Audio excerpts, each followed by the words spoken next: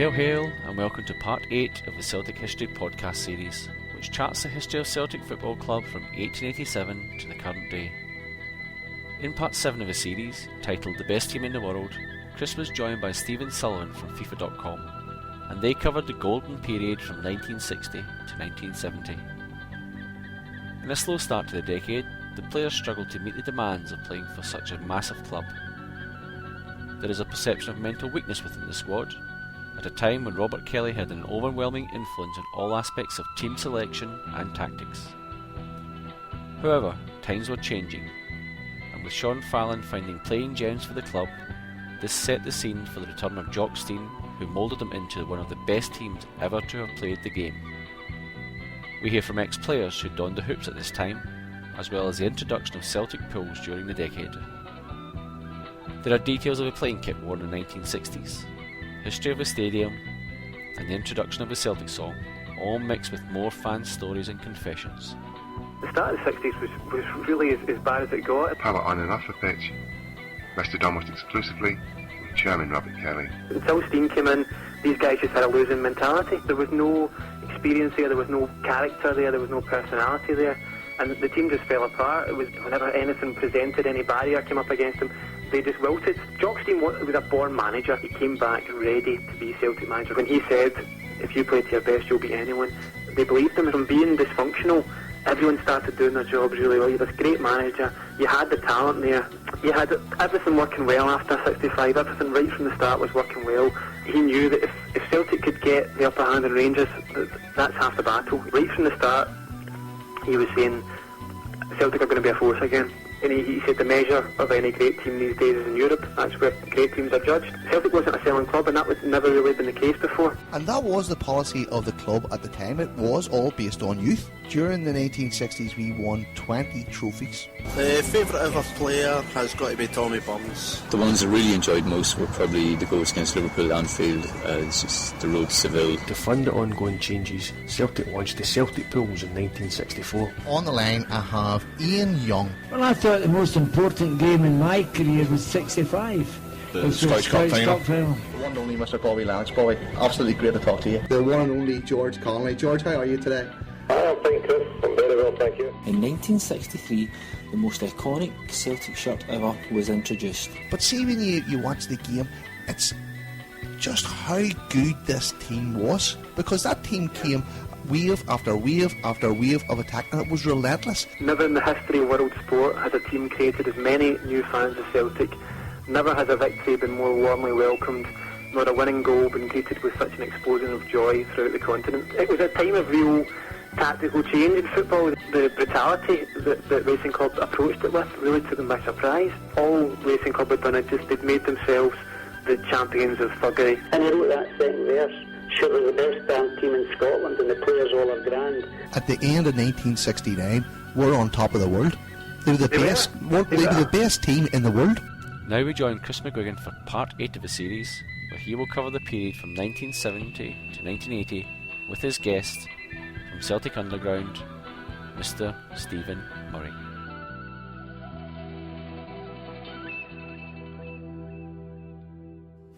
Nine in a row, it goes to show the greatest team of all.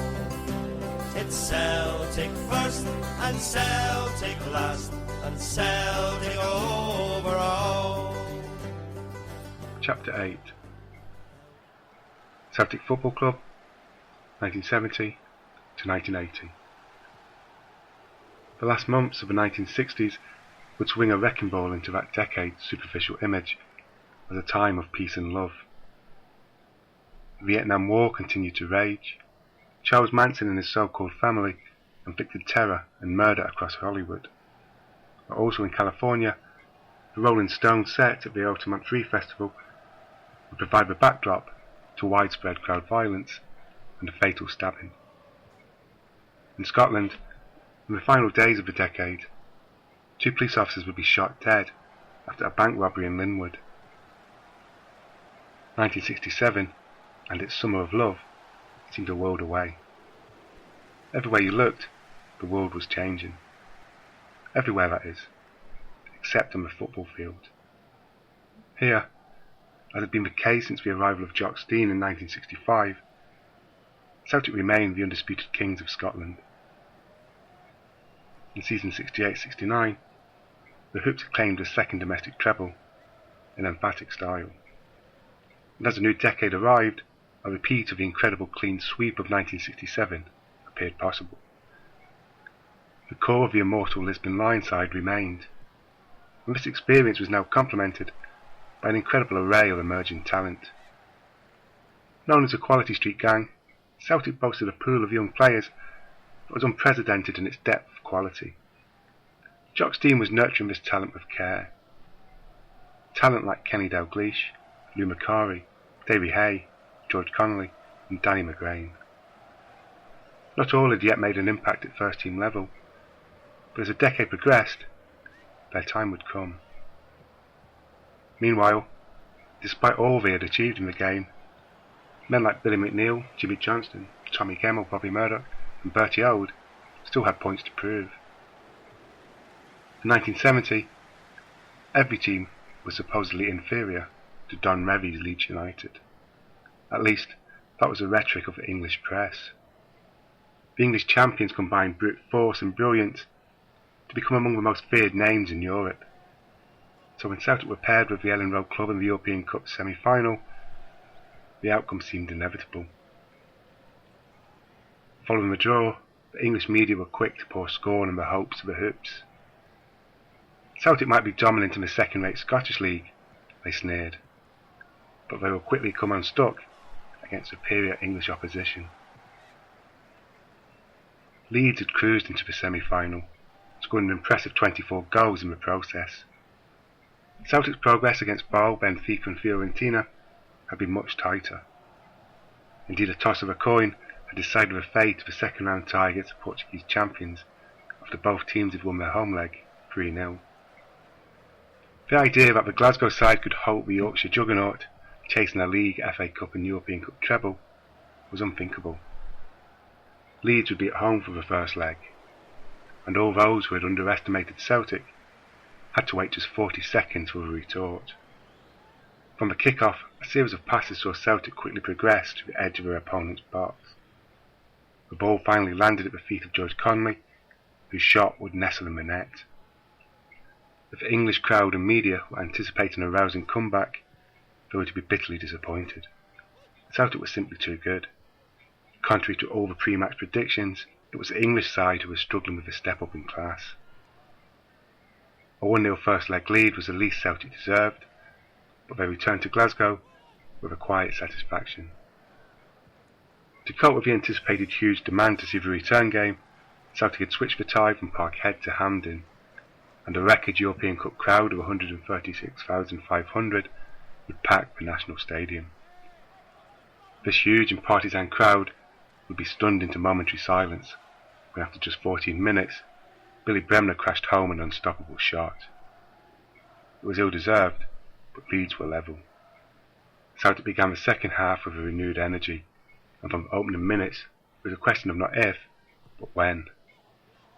The answer came on 47 minutes when a Davy Hay short corner to Bertie Auld saw the midfielder swing the ball into the box for John Hughes to glance home. Celtic now went for the kill. Jimmy Johnston tortured the Leeds defence. Increasingly exasperated by the skills of a winger, Leeds attempted to crowd out the wee man. This only created space for Bobby Murdoch to exploit. And when the midfielder came bursting through, the ever-perceptive Jinky simply laid the ball off to Murdoch, who sent home a thunderous drive into the net. 2-1. The mighty Leeds, outclassed and out of the European Cup. The European Cup final of 1970 was Celtic's chance to cement their place at football's top table, to show that they were not just guests at this level, but permanent residents. However, Dutch champions Feyenoord would ensure an occasion every bit as sour as Lisbon was sweet. Having defeated the supposedly invincible Leeds, the Hoops were installed as favourites for the final in Milan. But despite taking the lead through Gemmell, Celtic would slump to defeat. The cold facts stated it was a 2-1 extra time victory for the Dutch. But in truth, Feyenoord were the masters, start to finish.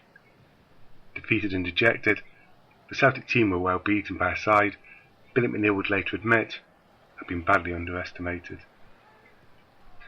With Aberdeen having already lifted the Scottish Cup, a season that had promised total dominance would conclude in bitter disappointment. The goals of Harry Hood helped Five Boys to a domestic double in season 70-71, as the Lisbon Lions bid a symbolic farewell to the Parkhead faithful in the final league clash of the campaign, as Clyde were thrashed 6-1. But that season would be overshadowed by the horror of the Ibrox disaster. The disaster occurred on Saturday 2nd of January 1971, when following a 1-1 draw between Celtic and Rangers, 66 home fans were killed in the crush as supporters tried to leave the stadium. Jock Stein and the Celtic backroom team helped lift the injured and the dying, as the scale of the awful tragedy became apparent. For a while, football and rivalry seemed unimportant. It was, however, to be a brief while. It's Celtic first and Celtic last and Celtic over all. So I'm absolutely delighted to say that I have the guru of the 1970s when it comes to Celtic history, the one and only St Anthony, better known as Stephen Murray, to join me this afternoon. How are you doing, Stephen? I'm doing very well, Chris. Very good. And if anybody doesn't know, Stephen, you obviously have been reading the pieces that you've been writing for the Celtic Underground for many years now, Stephen, particularly on your chosen subject, which is the 70s. Yeah, I've been doing it for a few years now, yeah. And what's the attraction of the 70s, Stephen? Is that the year you grew up in, or is it just the romance that happened during that era? It's a wee mixture of everything, to be honest. The fact that the team were very successful in that era, and I mean, you're a kid and you're growing up in that, and it's something you remember vividly. And it was just a great time to be a Celtic fan in terms of the success of the club, and also going along to the games in those days, because you still had the spirit of the terraces about at the time, and it was just a whole different culture entirely of watching football in those days. Mm-hmm. And 1970, we were going to start off today, we're going to cover 1970 right up to 1979, 1980. Is a fantastic place to start, because when we talked in the last chapter about the 60s and the rise of the Lions and Jock Stein and all that there kind of stuff, we could have talked about that team forever. But 1970 is very, very significant, because this was the crest of the wave we were on, and at this stage it was starting to change, wasn't it? Yeah, I think as 1970 emerged, the new decade came along, Celtic were almost at their zenith. They had won the league for they were going for their 5th league championship in a row. They had won 5 league cups in a row. They'd won several doubles and trebles domestically. But the most important thing is that they'd stamped their authority on the European game. And at that point in January 1970, they would have found themselves in the quarter-finals of the European Cup against Fiorentina. And after winning that game, it led them on to Leeds in the great semi-final ties, and then ultimately on to the final against Feyenoord. And that was Celtic almost at their peak at that point, because afterwards, although we still played to a great standard, we never quite hit the height of playing at that level again. My daddy still tells the story of the Leeds semi-finals. I was only just born, but to him that's the last match, or the last series of matches, where Celtic were the greatest team in the world. That would be a fair assessment, because the Leeds were, I don't think the youngsters maybe listening to this, younger people who wouldn't appreciate at the time just how big and how powerful Leeds were within the English game. They were seen as invincible. They'd taken on the likes of Liverpool, Manchester United. They were beaten convincingly. They had a team full of international players. They were seen as the favourites that year to win the European Cup. And even although Celtic had won it in 1967, there was still a feeling that they'd come up against the rock in which they would perish, but would be Leeds. And to beat Leeds in the semi-finals, not just beat them, but beat them convincingly, really, it just, although Lisbon is always going to be the pinnacle in Celtic history, I think we underrate the Leeds semi-final games, because they were magnificent performances. This was the original Battle of Britain. We can talk about Battles of Britain before and after Celtic versus Leeds, but this was the Battle of Britain. Yeah. I think we should always be very proud of the fact that the European record for a European game in terms of attendance is 136,000 that turned out that night to see Celtic play Leeds in the Old Hampden. And you can probably add a few thousand onto that from the point of view, this was the days where you had very low turnstiles, where you could kids get lifts, people did double shuffles, guys just jumped fences and things like that. The security then wasn't as heavy around a football match as it is now. So I've heard estimates at that point to say there was anything up to 150,000 in Hampden that night. It was by all accounts, it was an astonishing experience. The noise when Celtic scored was almost deafening. So many people were in there supporting them. And although most people around the world thought this was an upset, Celtic fans and the Celtic team certainly didn't think this was an upset. Like, let's not underestimate or undermine what the quality in that team was at that stage. Yeah, I think at that time Celtic could be reasonably confident of playing anybody in the world at that stage. Scottish teams in any form, whether it's international or club games, are always going to be seen as underdogs in terms of English. And I think that only served to inspire the Celtic players and gave them a platform to perform. And there's no doubt that there's a few of them that night that probably hit their peak. I mean, Jimmy Johnson over the two legs was unbelievably good. And Bobby Murdoch and Bertie Auld as a partnership in midfield arguably never played better over the two games than they did against Leeds. And to put it in a perspective as well, this is a Leeds team that hadn't even lost a goal in Europe all season, never mind lost a game. Yeah, as I said there, they were the dominant force in England at that time, and they were very much the team to beat, and they were very, very confident of winning the European Cup that season. I've actually been fortunate enough to read a few of the autobiographies of the Leeds players through the years who played in that game. Guys like Norman Hunter and Johnny Giles and Alan Clark, and they're very, very complimentary towards Celtic because they admit at the time that although Leeds were a great team, Celtic were absolutely fantastic over the two games and in the end ran out very worthy winners.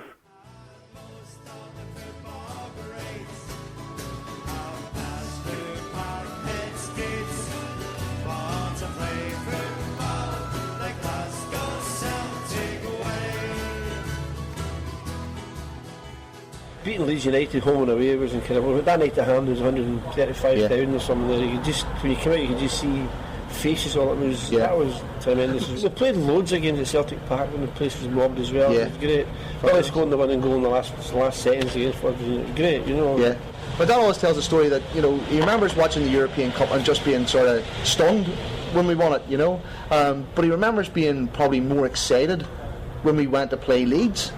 Because Ravi's team were the team to beat. They were the greatest team in the world, according to the English. According to the English, and the greatest team in Europe, obviously, and blah blah blah. And they were a great team. There were a lot of great players. But Big Jock's favourite saying about that was Leeds United were a great team. They were an absolute wonderful team, and we beat them home and away. I suppose we might as well talk about it. The final against Feyenoord. Did we just turn up thinking we were going to win?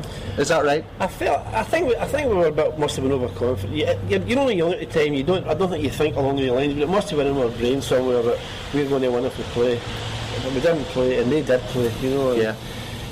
And the worst thing is, I think we're 90 seconds away for a second game. If we get a second game, then you're really up for it again. You know, and you just don't know. It's just what made it worse for the players' point of view. We're shattered. But we come back to Glasgow, and within 2 days we'd left to go to tour in America. And 2 or 3 boys got injured. Jimmy didn't go. A few of the boys didn't go in the trip because they were injured. We go to America, we play Man United and a few other teams. We couldn't beat Casey's Drum. You know, is that right? Everybody was so deflated in these games. You know, that was a horrible fortnight in our lives. Did you ever talk to Wim Janssen about the game? Oh, aye. Yeah. What was his take on it? Well, they won, you know what I mean? You know what I mean? Vim's a smashing guy, and he used to. When anytime we come into Celtic Park, Vim was a manager. Here come the superstars, you know, and welcome you in. Vim was a smashing guy. Yeah. Good player as well, to be fair. Okay, so moving on a wee bit, Bobby. Obviously, you were a member of the 9-in-a-row team as well. Now, I grew up during Rangers 9-in-a-row and not Celtic's 9-in-a-row. You know, I sort of cut the tail end of that. I was cussed for 9 years. Yeah, it was cursed for 9. But I always got the feeling when I watched Celtic during Rangers 9 in a row, we were never ever going to win the league. But it wasn't the same when Celtic won 9 in a row. It was closer. Football was better. A lot of good teams. But I think when Rangers won the 9 in a row as well, I mean, Celtic, Tony Blunt's a really good team at one time. Yeah. Tony's team was good. If he just had a poacher, he could have won games with his team. We drew a lot of games. If he'd maybe something nicked a goal in occasional games, we could have won the championship with Celtic. Tommy was very, very unlucky, I felt. Yeah, no doubt. But when we won the championship at that time, there was a lot of good teams, a lot of good. Dundee got the semi-final European Cup, Rangers were playing the European Cup finals, Kelly got the semi-final European Cup, so everybody was hard to go. Dunfermline was a hard place to go, Easter Road was a hard place to go, so definitely got a lot of good players. What was it like towards the last few years of Celtic doing 9 in a row when the Quality Street kids started coming in, the Davy Hayes and Lou Macaris and guys like that? Was there again a different feeling about the club? They were all great players, they boys, but I think we could have held on to a few Lisbon Lions a few years longer. I mean, the boys come in and they were great, but I felt some of the Lisbon Lions were let go too quick. Who like Bobby? Like Stevie and Bertie and wee John Clark and guys. I like the guy Bobby Murdoch, the young lady left the club as well. Tommy Gemmill left the club. Yeah, I think they could have kept them maybe a couple of years longer. But that's only it's just my opinion. Sure.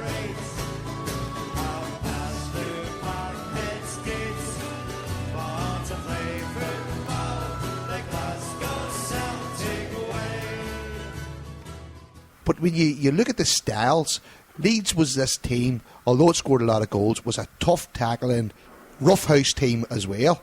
But they still had some flair players in there, as you say, like Billy Browner and Alan Clark and guys like that. But the Celtic team at that stage as well matched them in every single department. The Celtic team had evolved slightly since Lisbon, in terms of the fact that when we won it in '67, I think we took Europe by surprise to a certain extent.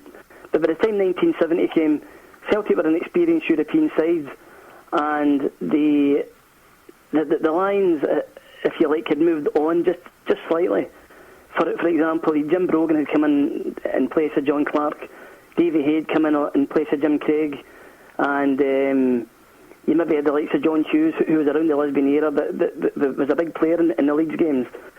So there's an argument that the Celtic were actually a wee bit stronger than they were in Lisbon.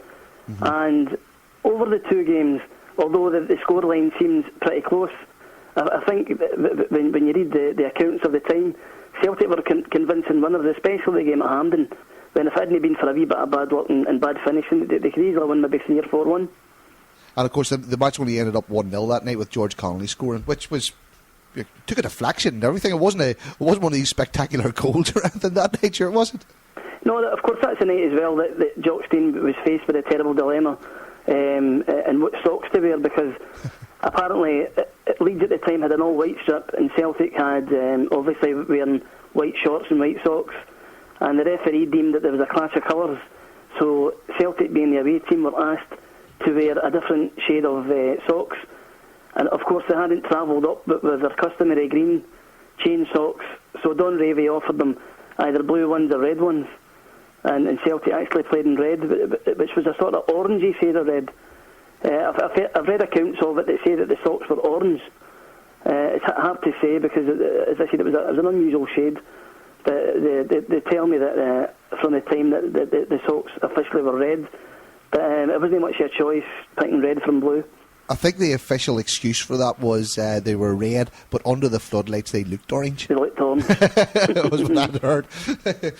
A wee bit of gamesmanship on the part of Don Ravey, actually, because I think Don Ravey knew at that time Leeds were accustomed to playing in red socks in certain games, and he refused to wear the red ones, which forced Celtic into wearing red ones. So it was maybe a wee sort of Don Ravey and Jock Stein were very, very much friends off the park, but I think this was a wee bit of gamesmanship on Ravey's part that maybe backfired on him. Well, I don't know which would be worse, orange or blue. Well, personally speaking, I think orange is one above blue. So we won 1-0 at Ellen Road, and then it was back up to Hampden for the second leg. And even going into that second game, Leeds might have still been the favourites. Well, there was a feeling that Leeds couldn't have played any worse in the second game than what they did in the first game, and certainly some of the English newspapers were saying that if Leeds got the first goal, then everything would change. And the irony is, they did get the first goal that night, and it was an absolute cracker. Billy Bremner fired a shot right into the top corner at the Celtic end of the ground. And there's no doubt that did knock Celtic off their stride for a wee bit. But it shows you what not only strength as a team, but mental strength that they had, that they were able to cast that aside and come back and dominate Leeds for the rest of the game. Mm-hmm. But it is worthwhile pointing out that when you've got 130,000 voices behind you cheering you on, then that's always going to be a great inspiration. And there's these stories from the time that Leeds didn't sell out their full allocation, and when the Leeds fans came in trains to Central Station in Glasgow, they were faced by all these Celtic fans, and at the beginning they thought that they were there for a fight, and they were a wee bit intimidated, and then they quickly realised that the Celtic fans were only there to ask if they had any spare tickets, because you would think that 136,000 people, there would be enough tickets to get around for everybody, but such was the demand for that game that they reckon they could have sold tens of thousands more. And the score stayed 1-0 up until half time, and then on 47 minutes Celtic were to equalise. Could you have imagined the noise then? Yeah, I remember talking to my dad actually, and he said that the noise for the equaliser was tremendous when the Celtic took a short corner and John Hughes headed in across from Bertie Auld. But I think it was the second goal that people remember, because Jimmy Johnson was in this unplayable form, and he was right on his game. And when he got the ball and ran at the Leeds defence, they backed off. And my dad said there was just a sense of expectation. We knew something was going to happen. And when he cut the ball back to Bobby Murdoch smacked the ball in for the second goal, and the noise, they say, was unbelievable that night. It's really, for somebody like ourselves that weren't at the game because we were too young, and maybe weren't ever in a crowd of that magnitude, it must have been some experience and some noise that came off the fans that night. It must have been tremendous. And that was European Cup in the bag then, wasn't it? Yeah, it should have been. It certainly should have been, but unfortunately it didn't materialise like that.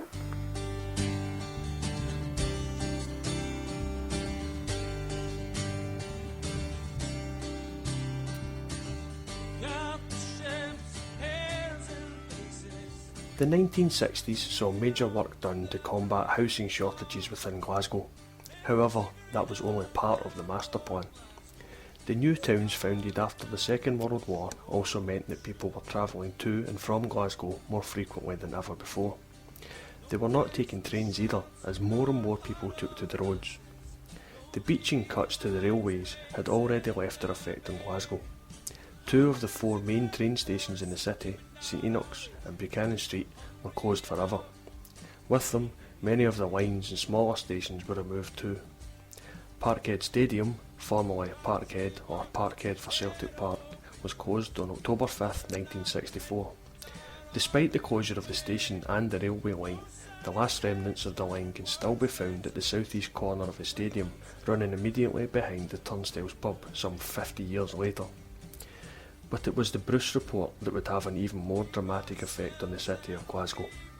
As populations moved to the new towns and into their new multi-storey flats, it was proposed that much of Glasgow's iconic architecture should be bulldozed and replaced with more modern-looking buildings. Glasgow Central Station, the Kelvingrove Art Gallery and Museum, the Glasgow Royal Infirmary, even the city chambers were all recommended for replacement.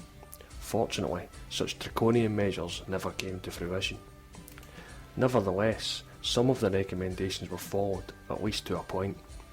Slum tenements made way for multi-stories, but it was the building of the M8 motorway that would carve its way through the heart of the city. The Bruce Report originally proposed a Glasgow inner ring road to encircle the city centre, with spokes heading to Renfrew, Monklands, Maryhill and Stirling, and one final road heading southeast to join up with the rest of the UK network. The Monklands and Renfrew motorways were both completed to the north-east and the south-west of the city centre. The inner ring road joined these 2 sections by building a northern section on stilts and a western section through Charing Cross, Anderson and across the newly constructed Kingston Bridge across the River Clyde. Much of the area was bulldozed to make way for the new transport infrastructure, to the dismay of locals. Fortunately, the devastation to the centre of Glasgow stopped there. The Maryhill motorway was never realised, while the Stirling motorway was finally completed in 1992. The M74 extension, while not exactly following the same route as the original plan, was completed in 2011. Only the eastern section of the inner ring road has never been completed now. Nevertheless, the M8 motorway has become a major factor in the development of Glasgow since the 1970s and is continually the bane of many a Glaswegian's daily routine.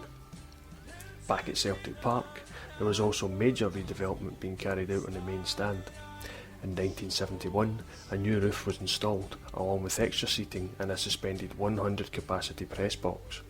At a cost of £250,000, the new roof was supported by goalpost-style framework, with the top girder measuring almost 100 metres. However, like its predecessor the grandstand, the design was not without its faults. The new roof failed to provide protection from the elements and even struggled to cope with extreme weather. Indeed, retractable columns had to be installed to provide stability in high winds or snow. Following these issues, Celtic successfully sued the designer of the stand for damages. Despite this, however, the 1971 changes are still in effect today.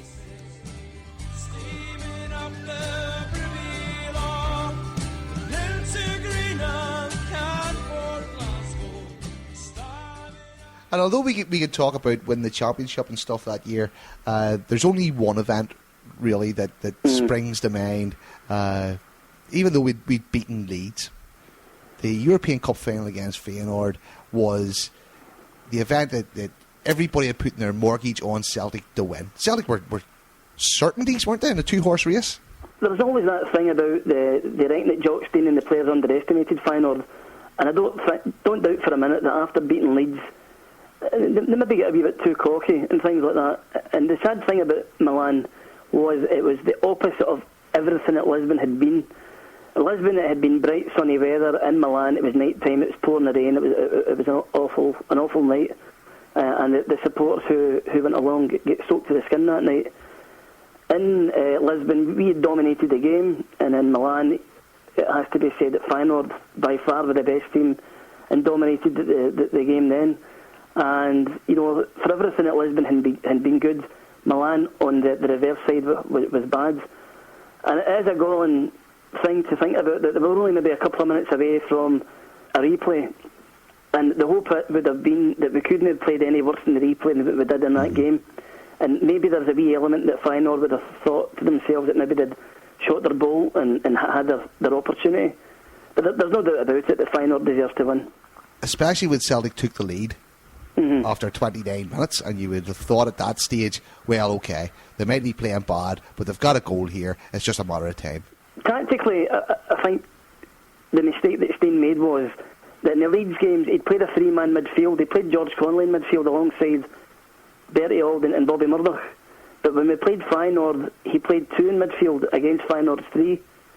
And looking back at the footage of that game, if you ever see it, we're totally outrunning midfield. We can't get the ball to Jimmy Johnson, we can't get the ball to John Hughes, because Feyenoord's tactics were spot on.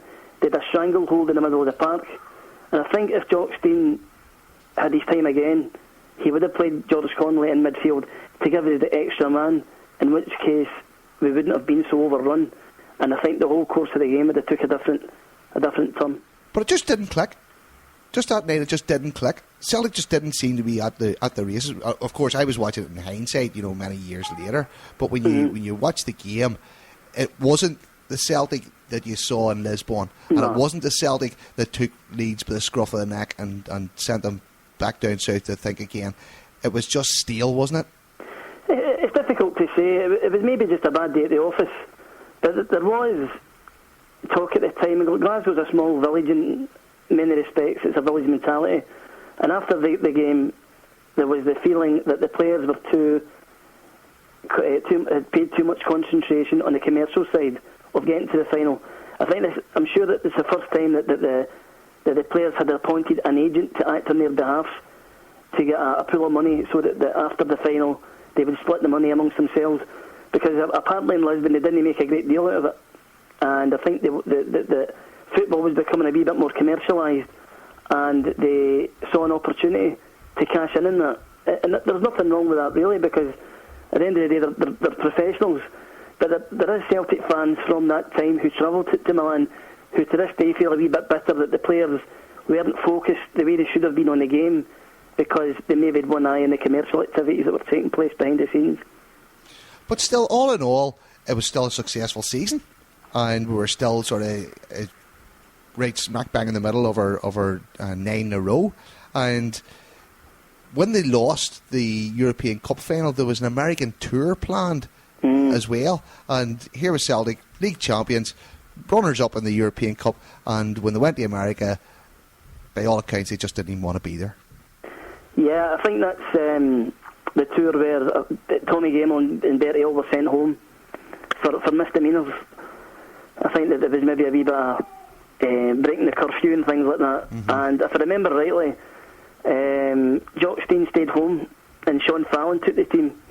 So I think there was a wee bit of lack of discipline. It was almost like when the teacher's away, the kids will play up a wee bit more. And you're right, they didn't want to be there after what happened in Milan against Feyenoord. The best thing for Celtic would have been to have a long holiday and recharge the batteries. And I think the plan had been to go to America with the European Cup and, to show it to the expats, etc. But as it happened, there was a bit of a damp squib, and it wasn't the greatest of tours that they've ever taken part in. And at that time, Stephen, Scottish football was one of the most successful and entertaining leagues in all of Europe, wasn't it? Yeah, there's no doubt about that. It's quite sad when you look back on it, because at the period of Celtic's 9 in a row, one of the greatest achievements I think that Jock Stein achieved was that he won the 9 in a row at a time when there was fierce competition, not only from Rangers, but teams like Aberdeen and Hibs had exceptional teams at the time. The sad thing for Scottish football is that they were always going to be cherry-picked by the big English teams. So along the line, you get players like Martin Buchan and Joe Harper, for example, who signed for the big English clubs. And then over at Easter Road, there was guys like Alec Cropley and Peter Marinello and people like that found their way down south as well. But there were some notable results in that period, even in the European scene. I mean, we do have to give credit to Rangers for winning the Cup Winners' Cup in '72. But also, when you think that in 1971, St Johnstone beat Hamburg 3-0 to get through 4-2 in aggregate in the UEFA Cup, you know, that's just breathtaking. And round about the same period as well, Hibs took on Sport Lisbon, who have always been a notable European side, and they beat them 6-1 Easter Road. So on the back of Celtic's success, it wasn't just Celtic who were a success in the European the European frame. You know, there were several Scottish clubs in that period that punched above their weight and had terrific results at that time.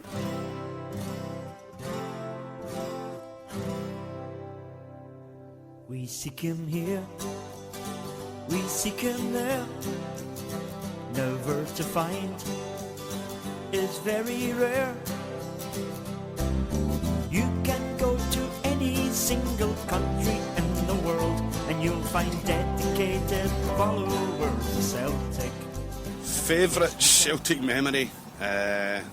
Probably beach ball Sunday. The beach ball party at Ibrox. Absolutely phenomenal. I remember I nearly came to blows that game. Walked into Ibrox and sat down, and I had on one of the Guinness St Patrick's Day hats with a sombrero on top. And I walked in and sat down in the seat, and the guy behind me nearly had a heart attack. I says, "Don't worry, mate, I'm going to take it off during the game." No, that's one of my best ever memories from that game. Every time Sutton launched the ball up front, because he played centre half that day, he launched the ball up, the Huns all laughed. And he launched the ball again, the Huns all laughed. And then they realised every time he launched the ball, it landed at Larsson's feet. Great day, great day. Shoved it up with SFA and Rangers that day, making us play. It's a soon after Boa Vista, but brilliant day.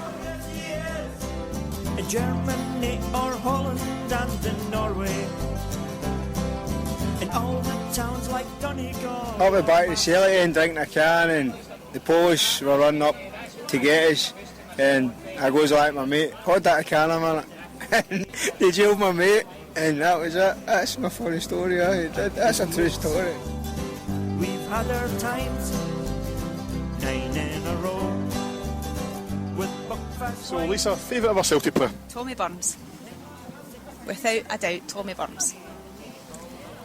I was somewhere about maybe 4 or 5 years of age, sitting in the main stand with my dad, King Kenny Dalglish was the man, and I nearly caused a riot when this boy with red hair come on. He's playing early days of Tommy Burns at Celtic, and I said, Dad, I don't like that King Kenny. And all these grown men turned and thought, what's that wee lassie saying? Nah, I don't like that King Kenny. And my dad says, who do you like, sweetheart? And I said, him with the red hair. I like him. And that was it. Tommy Burns, my hero. America or Canada, you'll find him. Voidedina. Big Billy scored that goal in the last minute with the quarter-finals of the European Cup in 67. That was brilliant that night. I would say that was my best ever game. I think I was 10. I remember my dad taking us on his shooters. It was brilliant. Right, that's my best ever game. Voidedina. Oh, Celtic mean you're to me. In my blood. In fact, before I got married, I was told the wife, Celtic comes before her. Are you still married? And I'm still married. Yeah, you'll find dedicated followers of Celtic.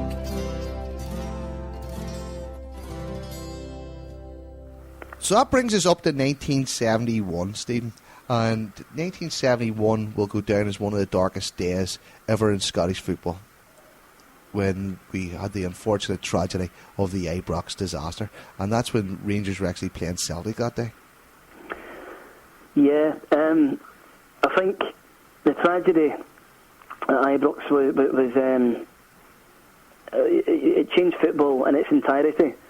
We weren't to know it at that time, but you know the safety element began to take hold, and the capacities at the ground were cut to prevent this kind of thing happening again.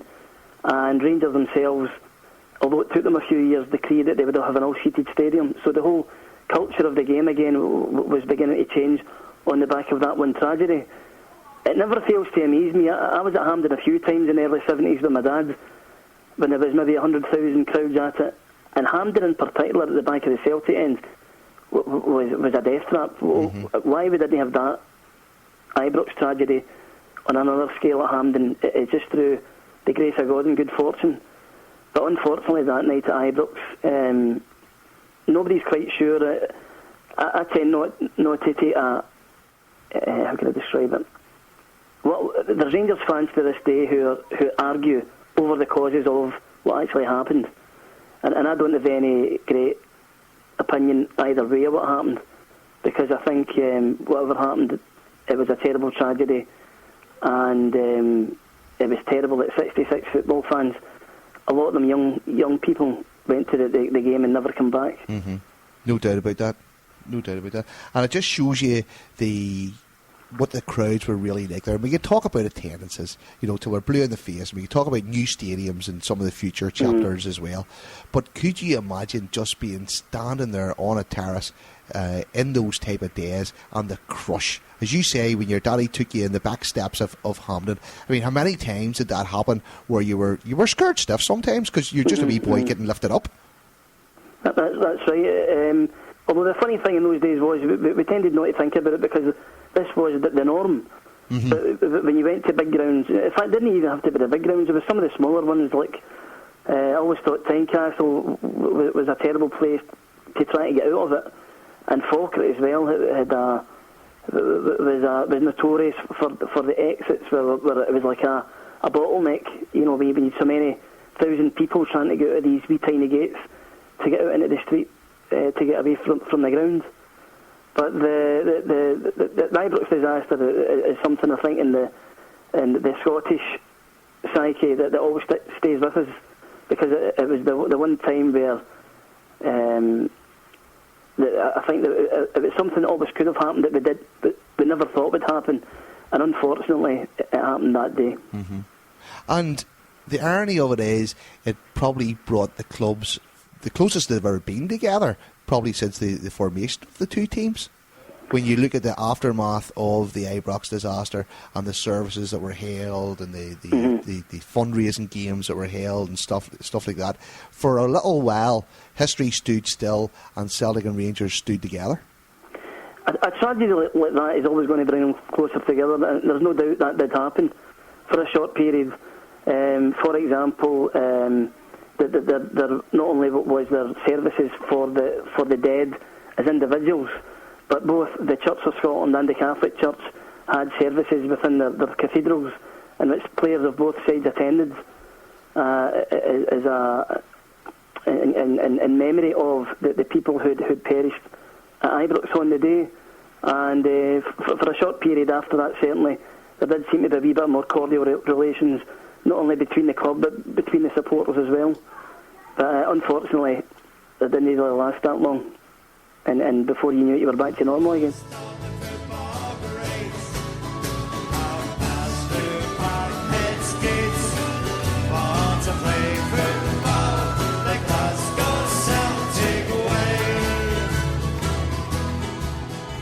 I'm absolutely delighted to have the Hammer of the Hibs, Dixie Deans, on this week. Everyone was still there, apart from maybe two. I think Ronnie Simpson wasn't there, and who else? John Clark wasn't there either. There was only maybe two. That was it, and the rest of them was all Lisbon Lions. Well, Bertie Auld wasn't there. Bertie just left, It was unreal to be playing alongside these guys that won the European Cup, and I'm in a par with them, and it was just fantastic. At that same time when I signed, Dalglish broke through and Lou Macari. Yeah. And this is the front men we had, and Harry Hood and Bobby Lennox and Jenke were all fighting for a place, of course. It was a battle for a place, and it was unbelievable, and we had a great team at the time, we still had a great side, and we went to 2 semi-finals of the European Cup. So you're talking about how you're well received with the supporters and all the rest of it. You also have the unenviable record of being the first player ever to miss a penalty in a European tie to send their team out. Is that correct? Yeah, well, I didn't realise it was... I brought you down to earth with a bump there, didn't I? I mean, the penalty kick, we'd been training a couple of days prior to doing a Mill, and we were practicing penalty kicks, and I kid you not, Chris, I must have taken about 100. And at a 100% record, I scored 100. And I was,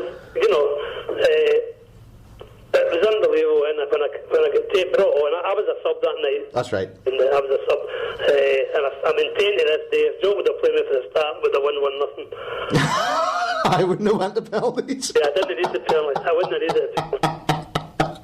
It was the way Joe played the game, because I had, in actual fact, when the team was read out, Chris, the day before the game, and I wasn't playing, I was sub. Right. I was raging. I was really angry, Who did he play instead of you, Dixie? Sorry? Who did he play instead of you that night? I think it was just Dalglish was playing. Just on his own? He could take off for me. Plenty of games. Dalglish, Kenny was there. What happened was, Chris, when they read out the team the day before the game, on the Tuesday, down at Mill, we're down at Mill Hydro State for 4 days. He read out the team, and I wasn't playing. I was so angry, I said, I'm going to see the boss after it, But I did, and I went to his room in the hotel. I tapped the door after after the meeting was by. He says, "Hi, Dixie, what is it, son?" I said, "Boss, I'd like to speak to you, can I in, He says, "Why don't you come?" I said, "Boss, why am I not playing?" He says, "Dixie, sit down, son, sit down on the edge of the bed." So I sat on the edge of the bed, And Chris, he made me feel 10 feet tall. I was going in there, I was going to say this, I was going to say that. And I came out 10 feet tall. He says, "Dixie, I'm home to win the game through you." And this and that. He said, "They'll play it tight, Italians play it tight, blah, blah, blah." He went through all this stuff. He says, "I'm going to bring you in at half time. And you're the man, you won us again." And I'm all, so up and all right, boss. And I never got a chance to say anything. The first thing that I said was, "How am I not playing, boss?" And that was all I said, and he explained everything else. He said, "Italians play so tight. I'm going to put the Leafs up front to start the first half, and you're in the second half." I said, "All right." And I came out feeling, I'm the man, which was fair play. And who's going to argue with Big Job's tactics, Out past the park, heads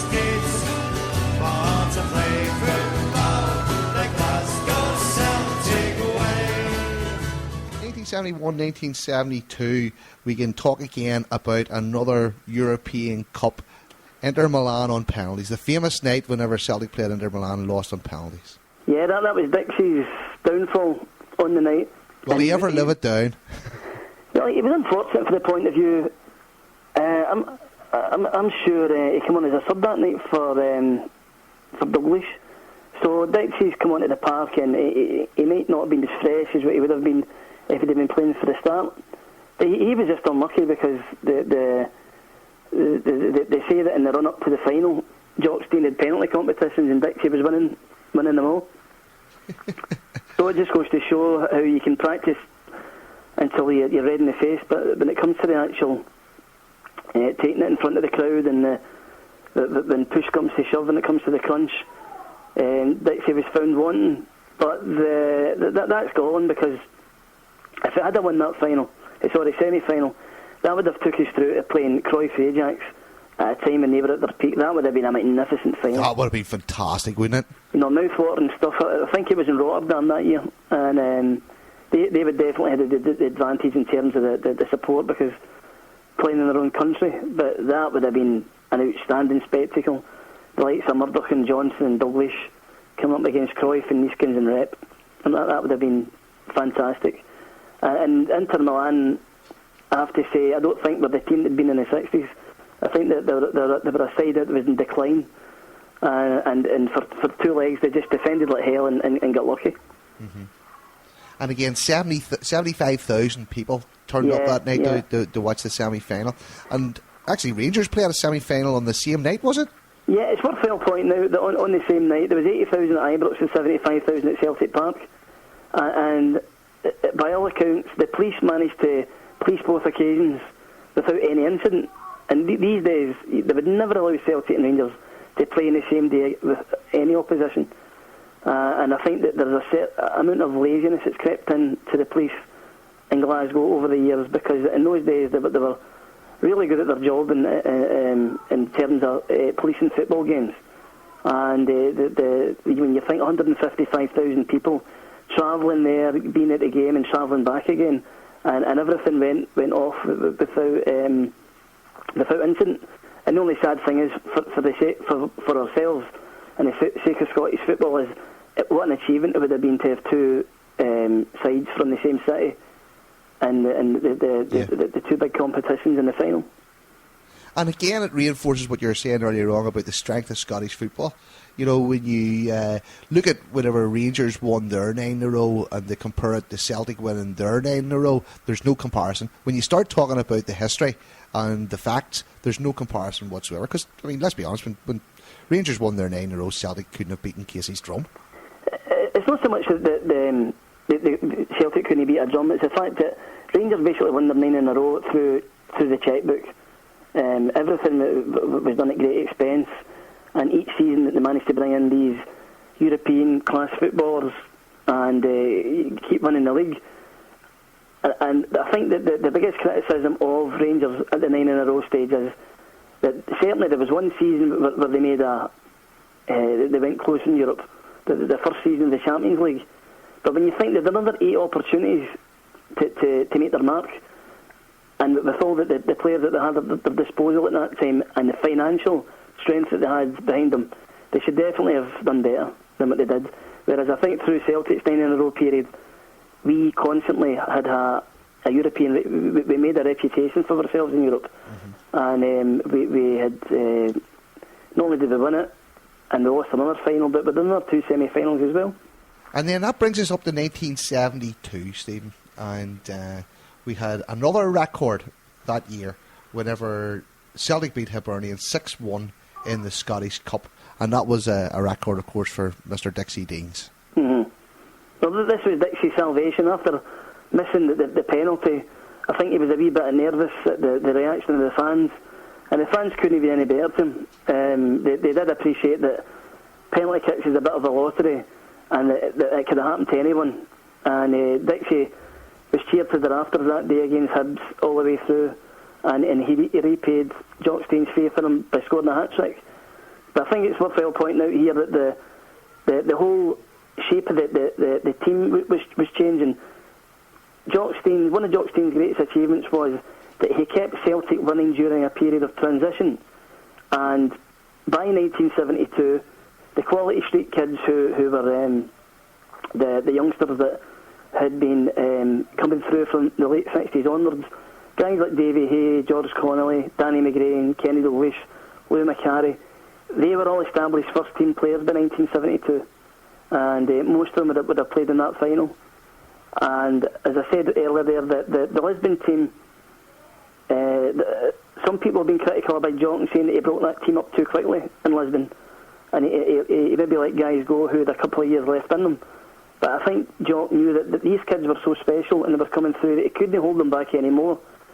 And when you see that cup final at Hampden against Hibs, Celtic were electric that day. And under Jock Stein at that period, when Celtic clicked and played the way that they could, there were very few teams that could stand up to them when they hit that level of form. And even the irony that day was that Bertie Auld was a substitute for Hibs. And it was Jim Craig's last game. That's right. Well, as I said there, Bertie had moved on the year before as Jock chose to allow the team to evolve and bring the new guys in that were breaking through. And Jim Craig actually finished at the age of 29, which, when you think about it, he probably had at least another 2 or 3 years at least left in him. He was a very fit player, Jim Craig. He was a tremendously athletic guy who shifted up and down the park. And I often wonder if he left too early. He had definitely had 2 or 3 years left in him. It's quite disappointing that some of the Lions left, but when they still had a good bit of football in them. But as I said there, I don't think Jock could hold young guys like Danny McGrain back any longer, who were champing at the door. And it was Celtic at that time, the squad they had was unbelievable. There was a replacement in every position. The competition was very, very fierce.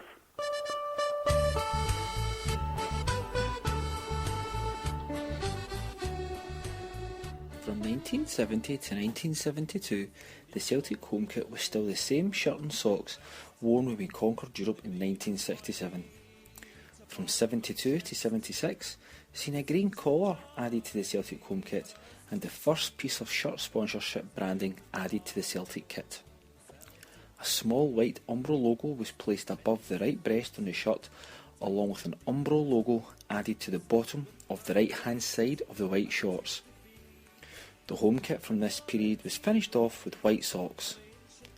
From summer 76 to May 79, the green and white shirt with green collar was still being used, but with a Celtic crest added in an embroidered manner onto the middle of the chest of the shirt. The Umbro logo was moved to be positioned on the left of the club crest. Again, the home kit from this period was finished off with white socks. From 79 through to 80, seen a new style of home shirt, one that's seen a white V-neck collar introduced to the green and white hooped home shirt. The Celtic crest was placed on the left breast with the Umbro logo, and for the first time the Umbro name added to the right breast. The Umbro text was also added to the Umbro logo, which was embroidered onto our white shorts. And once again, the home kit from this period was finished off with white socks. It's such a joy for us to see, for the day football settled away.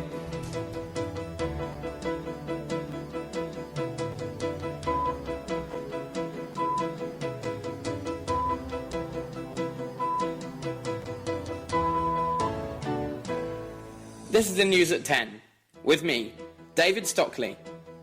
Headlines for today, 10th of April 1970. Declare the disintegration of the world-renowned band, the Beatles. The Beatles have separated due to artistic differences, compounded by financial and legal disputes. This news devastates the enormous fan base, who are unfortunately coming to terms with the harsh reality that strawberry fields, although fruitful and delicious, are not forever.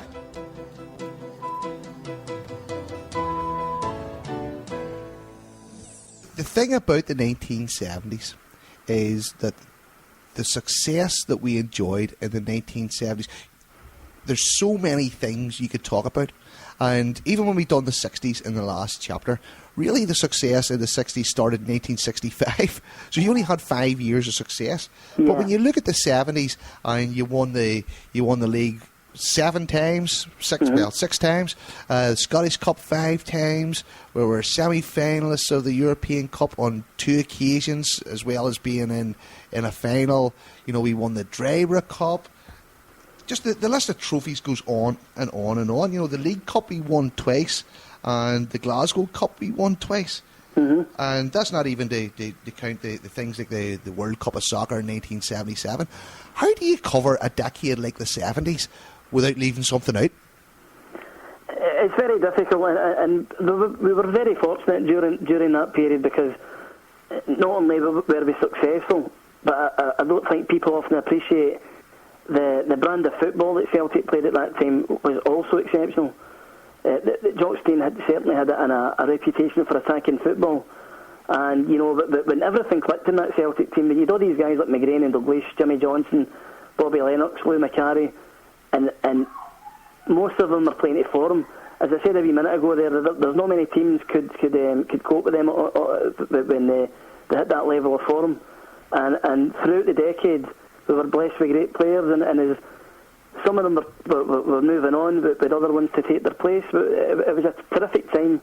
I don't think there was a decade in which Celtic were stronger in their history in the 1970s. If there is a criticism, I don't think the Celtic directors built on the success, the platform that we had. Although Stein would never have said so publicly, I don't think he was given the assistance and the finance to keep Celtic ahead of the game.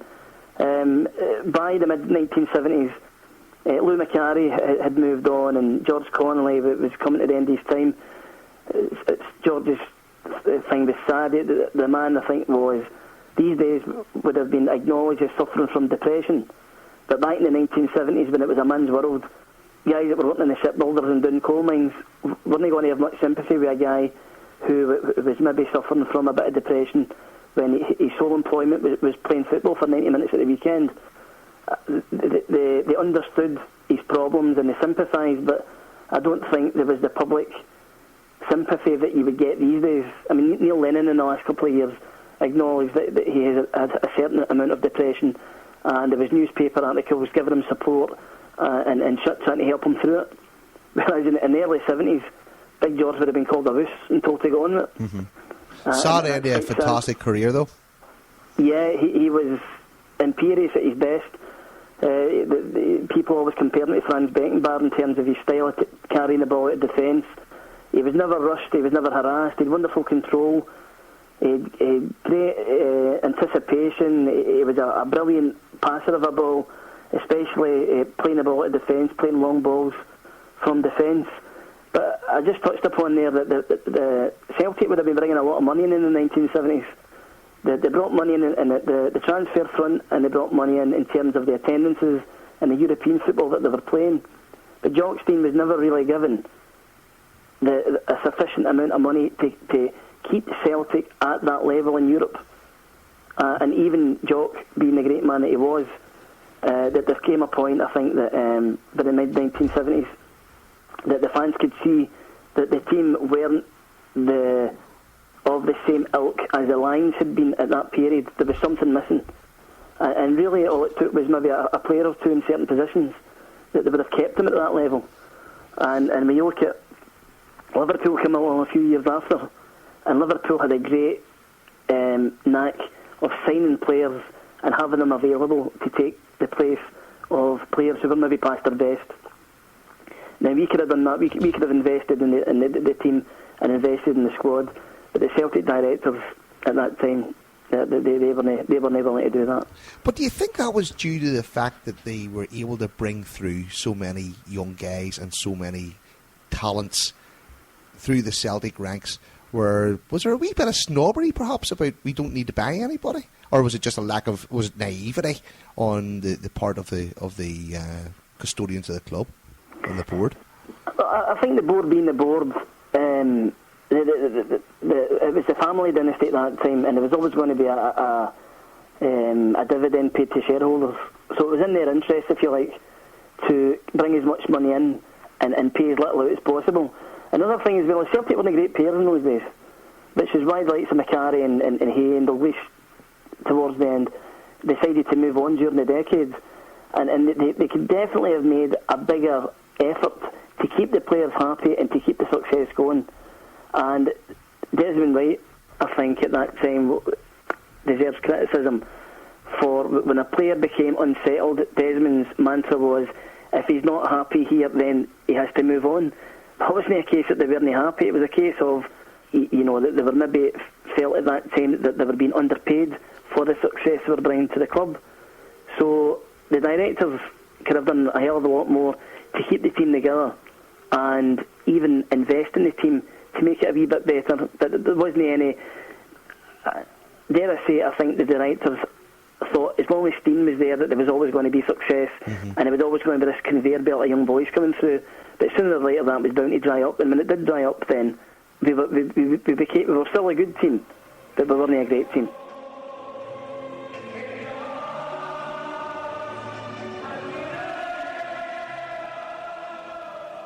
The Man Who Loved the Green, the Johnny Doyle story. Under a leaden Glasgow sky in the spring of 1980, Celtic stepped out onto the turf at Paradise to face the might of the Spanish giants Real Madrid in the European Cup. All the talk of the town had been on the Galacticos of Madrid coming to Glasgow, including English wonder star Laurie Cunningham, who graced the front of the matchday programme in his all-white kit, alongside ageing European Cup winner Bobby Lennox, who was then a sprightly 37-year-old. Future Real Madrid manager Vicente Del Bosque was also in the Spanish side, and as the game got underway, football aficionados the world over rubbed their hands at the prospect of a ding-dong quarter-final tie. Alan Snedden ran the show for Celtic, and after George McCluskey put Celtic 1-up on the night, the battle for midfield domination solidified. After tough work in the centre circle, a combination of Murdo McLeod and Davy Provan ripped the ball from the feet of the mercurial Cunningham, and Snedden, her-like, raced into the space on the wing. The ball was soon delivered to his feet, and a looping cross was fed into the heart of the Real Madrid defence. There to meet it, rising like a salmon into the great Glasgow night, was a flurry-haired Celtic fan from Uddingston, who lived the dream of pulling on the colours of the club he adored. Stealing between two defenders, Johnny Doyle smashed the ball into the shaking net with his head and immediately raced away to salute the jungle with a raised clenched fist. He had stood there many times among the tight ranks of the jungle as a Celtic fan, with his family, friends and neighbours from the district that nurtured him. View Park lies in North Lanarkshire, south-east of Glasgow, and for a community of moderate size, some of the most wonderfully gifted footballers in the world emerged from its post-war terraced housing schemes. Celtic's greatest player ever, Jimmy Johnston, hailed from View Park, and Celtic's former assistant manager, double European Cup winner John Robertson, also came down the Burma Road. Johnny Doyle emerged from these same streets, a tricky, clever player and an even more wily character, who helped engineer his own move to Celtic by skillfully using a journalist to issue a "come and get me" to the club.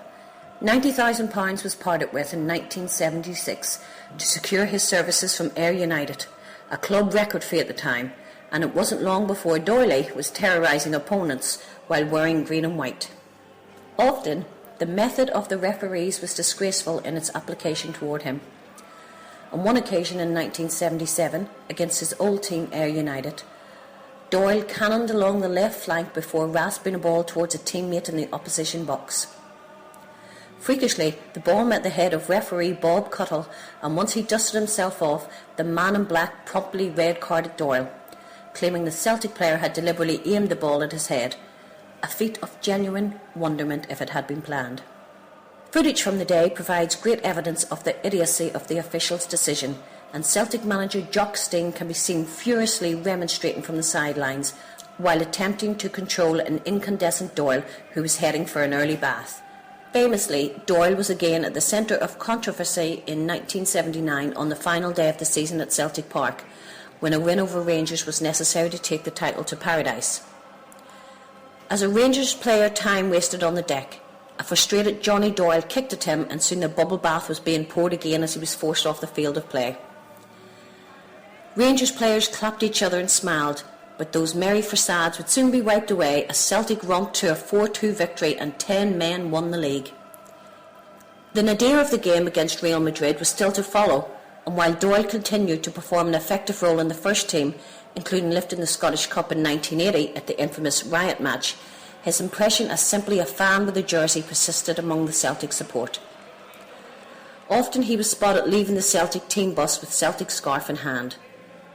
When fans remarked on this interesting little quirk, Doyle would often joke with him, "You have your supporters' bus and I have mine." A tragic figure, ranking alongside Thompson and Millsop in the history of Celtic, Doyle was nothing more than a mirror of those who paid the gate money at the Janefield Street turnstiles. Those who live in the hearts of those they leave behind will never die. And deep in the heart of Celtic support sits the imitable Johnny Doyle from View Park, now known worldwide as simply the man who loved the green. The story repeats over and over and over again, though, Stephen, because when you read the books about the guys that played during this period and you listen to the interviews of all these stars, 9 times out of 10, the reason they left Celtic was for the same reason, and it was all down to pound, shilling and pence. Well, as I said there, the club were never great players. I think they acknowledged that. I think where the Celtic players made up and was they paid great bonuses. And as long as the club was successful, then the players would certainly make more than probably in comparison with the big teams in England. But Davy Hay is a case in point. He left in 1974, and he was in dispute with the club through the winter of 73 into 74 because he was injured. And when you were out injured, you didn't get the bonuses. And Davy's argument was if you're injured in the course of playing for the club, then surely you should still get a reward. You might not get 100% bonus of what the guys are getting who are playing, but he was going down to a basic wage when he wasn't playing, and he thought that was tremendously unfair because it wasn't his fault that he'd been injured fighting for the cause, if you like, playing for the jersey. Well, it's very difficult to argue with that, isn't it?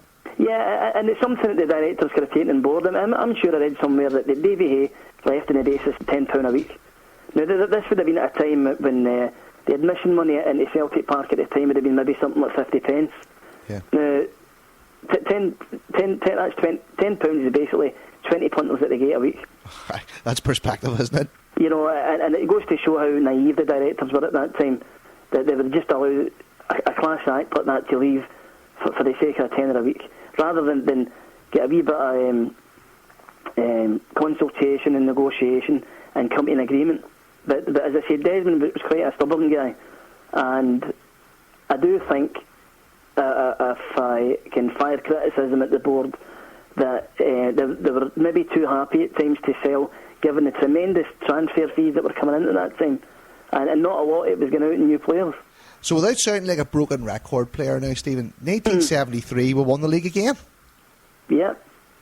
That was 8 in a row in 73. And we won that at Easter Road. Yeah, the Easter Road game, that was the year, for the first time in many years, that Rangers made a fist of it in the league. And it was nip and tuck between Celtic and Rangers all the way through the winter and spring of 1973. And with 2 games left, Rangers went to Pittodrie and dropped a point, which gave Celtic a points advantage going into the last game. But unfortunately for us, the last game was against Hibs, who were a real great team at the time. Guys like Pat Stanton and Jim O'Rourke, Alan Gordon, Alec Edwards, they had a really, really good side. So there was a certain amount of nervousness when the Celtic fans were travelling through Edinburgh. Now, the official attendance that day was 48,000, and it's incredible to think that a ground like Easter Road ever held that amount of people. And it's estimated that 40,000 Celtic fans travelled through the M8 that day to support Celtic. Because this was in an era where there wasn't any segregation in the stadiums, where you could basically sit where you like, stand where you like. And there wasn't so much conflict between the opposing fans. That was to come a wee bit later in the 70s. But in 1973, that is a fantastic amount of people at any time who would travel through and support their team. And happily enough, the boys clicked on the day and they were convincing winners by 3-0. And that was 8 in a row. That was I think of all the, maybe apart from Ibrox in 67, of all the championship wins that we had, that one is it's definitely one of the most memorable. And why do you say that? Because because of the circumstances? Yeah, the circumstances, most of the league titles that we won were won fairly convincingly, and you knew from the new year onwards that there was a more than good chance we were going to win the league. But that year, because Rangers were involved right until the last game, it was really exciting. And the fact also that the number of people that went through to support Celtic that day made it something that the Celtic fans who were there were speaking about for years to come. It's Celtic first and Celtic last and Celtic over all. There was little doubt that Stein's fire and focus had been dimmed by his brush with death in age 74, and in the spring of 1978, the big man knew the time had come to step down. The statistics will tell you that as Celtic manager, Jock Stein won 10 league titles, 8 Scottish Cups, 6 League Cups, and of course, the European Cup. But as glorious as those facts are, his achievements cannot be measured in trophies alone. Jock Stein set standards, raised expectations, and made dreams come true. When the world of football was in danger of being choked by the negativity of Catenaccio, Stein's team showed in Lisbon that attacking football had a future. He would depart Celtic without his achievements being given anywhere near the recognition they fully deserved. But in the hearts of the Celtic support, Stein's legacy would live on. There was only one man with the presence and stature to step up into the void left by Stein: Billy McNeil. For so long, Stein's marshal on the pitch, McNeil was manager of Aberdeen when his old boss himself invited him to return to Parkhead. McNeil knew he faced a daunting task, but the former skipper had his sights set firmly on regaining the title he had won so frequently as a player. He showed his intent with a record 200,000 signing of winger Davy Provan from Kilmarnock and the capture of a promising Dumbarton youngster, Murdo MacLeod. But under new boss John Gregg, Rangers were chasing back-to-back trebles. They were also enjoying an excellent run in the European Cup, having eliminated PSV Eindhoven and Juventus. The winter of early 1979 had been fierce and long. It had brought chaos to the country. The football fixture list was decimated, with almost 2 months of games wiped out by snow. Matches were rearranged and squeezed into a hectic climax to the season. The rearranged fixture list meant Celtic and Rangers would play twice in the last month of the season. Rangers won the first encounter at Ibrox by 1-0, but the manner of their victory was significantly more convincing than the scoreline suggests.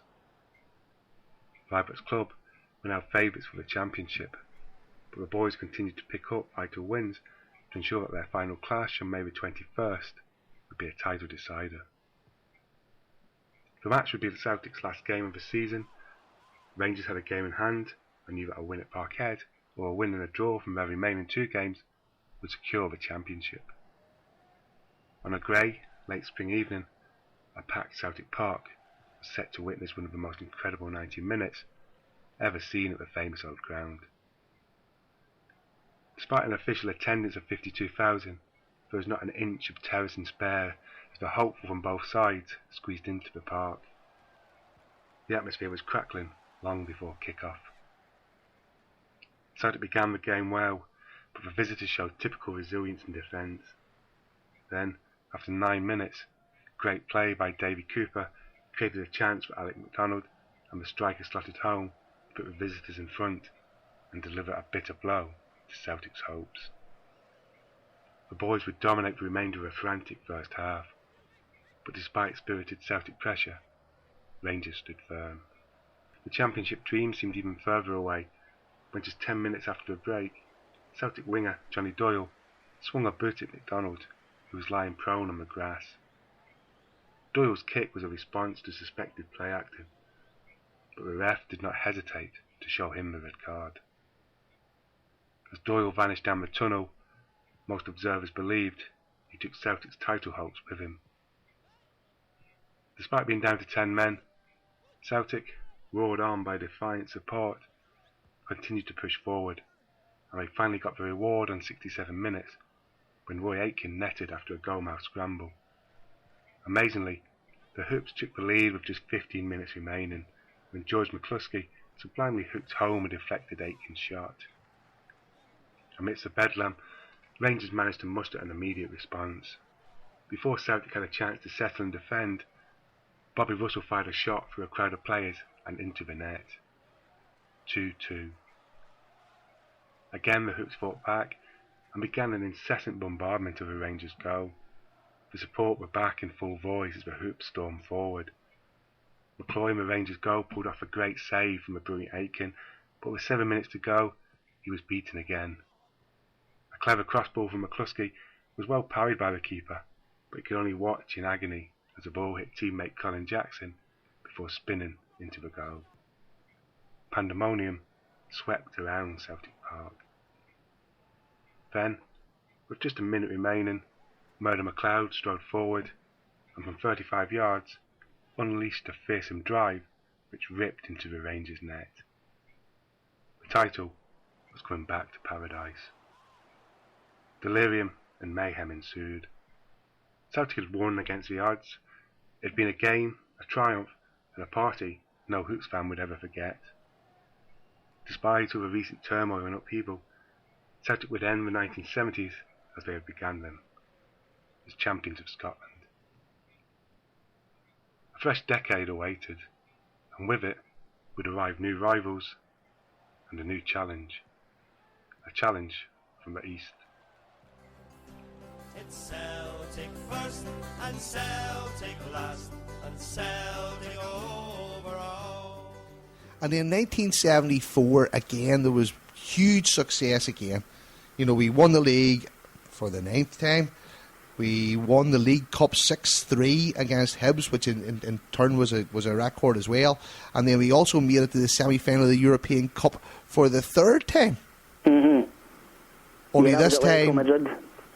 Yeah, only this time the result was a little bit more conclusive, I think. Yeah, it's a wee bit misleading in 74 because the other European runs that we went on would beat teams of a fairly decent standard.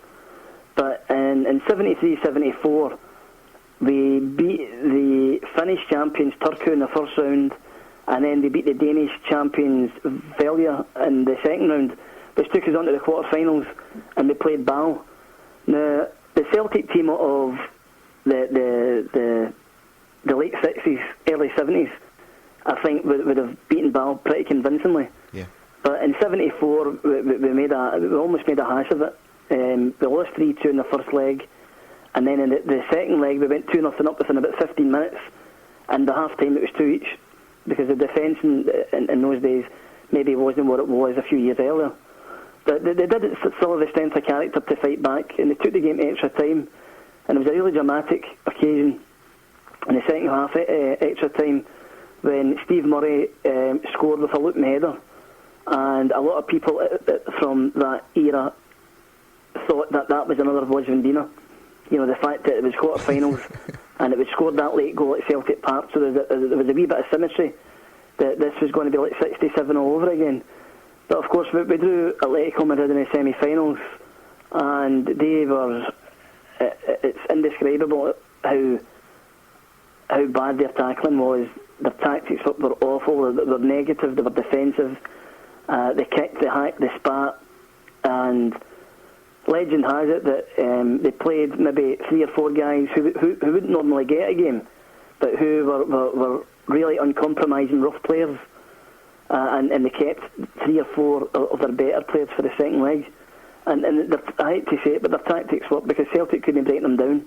And as the game wore on, the crowd became frustrated, the players became frustrated, and the Atletico had set out to knock Celtic out of their stride, and it has to be said that their tactics worked. 3 of them were sent off. I think 7 of them were booked, and 3 Celtic players were booked. And at the end of the game, there was basically a square goal between both sets of players going up the tunnel. So, you know, it was to be honest, it was a disgrace to the game of football, and it doesn't serve UEFA very well either, because they basically got a paltry fine at the end of it. So everything they set out for they achieved, and we were left licking their wounds with the prospect of a second leg to come in Spain. I mean, did Celtic go to Madrid thinking, yes, we can still win this? The first thing I recall about that is the fans were told not to travel, because Spain was under Franco at the time. He was a dictator, and the Spanish press had reported the game differently from what we had saw in the flesh at Celtic Park. So they had painted Atletico as the victims, and that this Turkish referee was out his depth and had favoured Celtic at every opportunity. So they're frothing at the mouth in Madrid for us coming to visit, and Celtic took it upon themselves to encourage the supporters. Not in those days, you'd probably get maybe 500 to 1,000 fans, maybe travelling in a couple of charter flights, who would have went and followed the team regardless. But not only were we going to play Atletico in a difficult circumstance in terms of the fact that it was nothing each and that they were favourites, but also we had no supporters on the ground that night. So it was really going into the Lions' den. But there was still that wee bit of optimism. We all hoped that if we could maybe score first, then that would give us an incentive, something to hang on to. And the away goals had come in at that time in Europe. So we sort of consoled ourselves that, I want each draw isn't within the realms of possibility. But sadly, it wasn't to be. They did put a good fight up, Celtic. They held out for 75 minutes, and they had a couple of chances to score, and another night might have went in. Harry Hood had a good chance, and Kenny Dalglish had a good chance. It just went by. The irony is that Reina, the Atletico goalkeeper, is the father of Pepe Reina, who Dalglish had at Liverpool. And I often wonder if, in the course of discussion, if Dalglish ever brought it up, the behaviour of his father's side. I'm sure he gets reminded about it now and again. I would think so, yeah. So that'd be the last time we would appear in a major European Cup semi-final for a long, long time. Yeah. In September 74, we were in the European Cup again, and we drew Olympiacos of Greece. And the feeling was that we were strong enough to get through, but we drew 1-1 at Celtic Park and lost 2-0 away. And I think that was the first major indication that we were now an ordinary team in European terms. We weren't a great team anymore.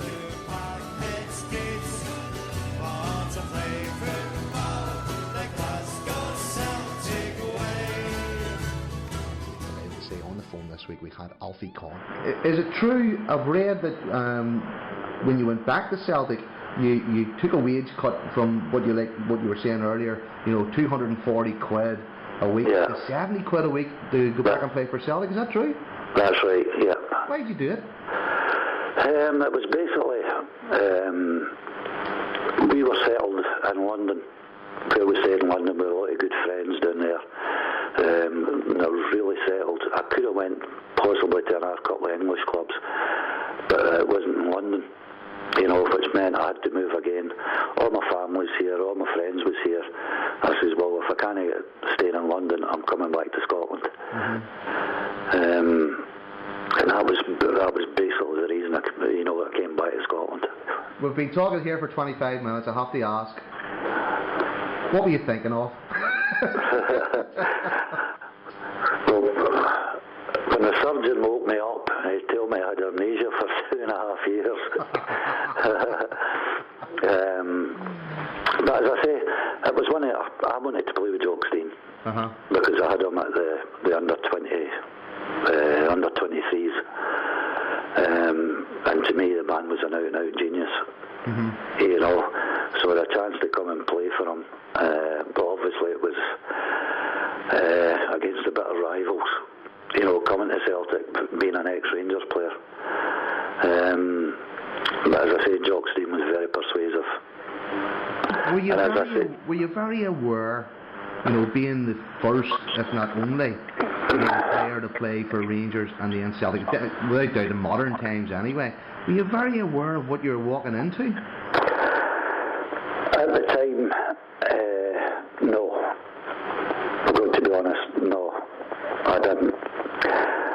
But it was when I got to Glasgow airport on my way back and seen the press, that were waiting as I come off the plane. I've just stopped for a couple of seconds and I've went, oh. That was basically it, because I didn't realise. Obviously, I was still pretty young at the time. What a big thing this was going to be. And, you know, obviously you grew up and your pals were all Rangers supporters and, you know, players and all the rest of it. You know, what was going through your mind when you go back home and you sort of phoned up your pals? What was the reaction? I don't think I've heard as many phones getting put down. No. Honestly, I've still got the same pals now that I had back then. You know, obviously, deep down, you know what like it is with Rangers and Celtic. You know, that some obviously took it, how can I put it?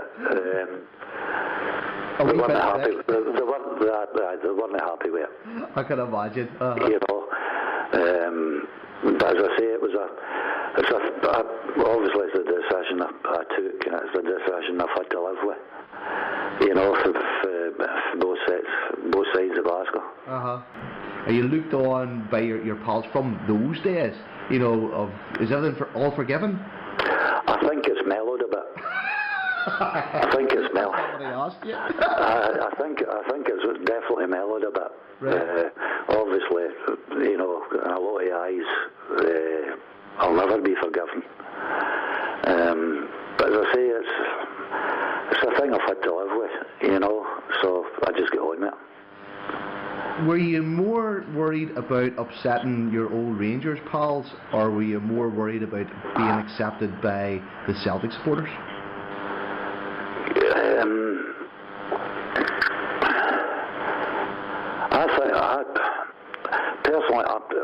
I looked at it the way I was a professional football player. I had to make a living. So when I went on the park, it didn't matter what team I played for, they got 100% effort.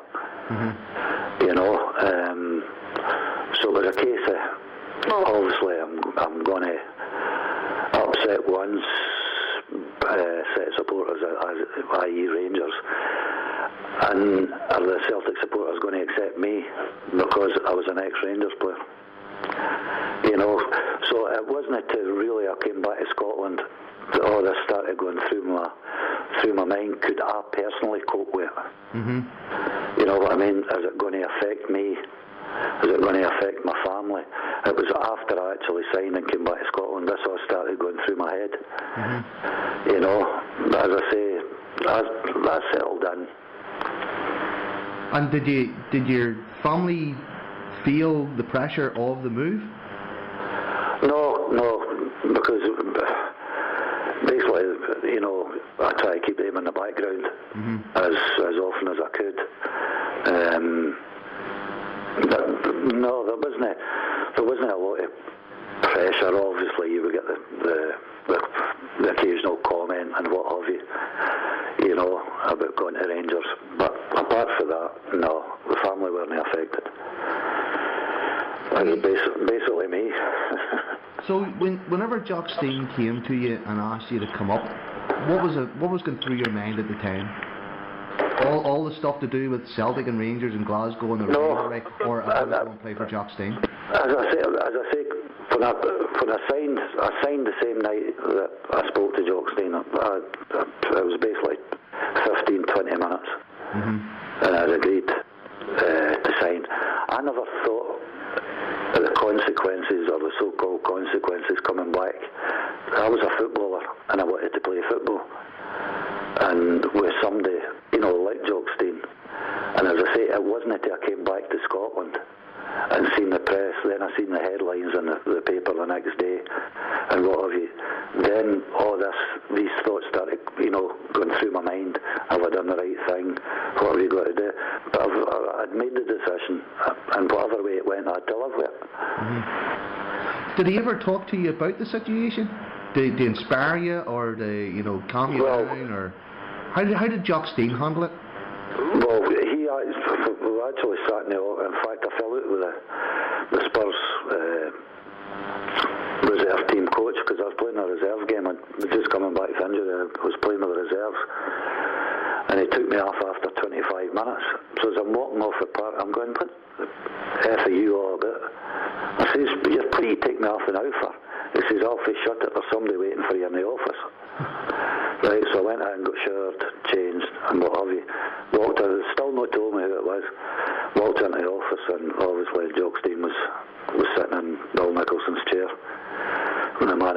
office, and he's basically said, look, Alfie, I rate you as a player.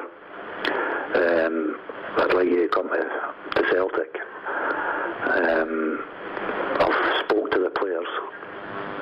He'd already spoken to the Celtic players at the time and asked if they would be happy with the situation of me coming.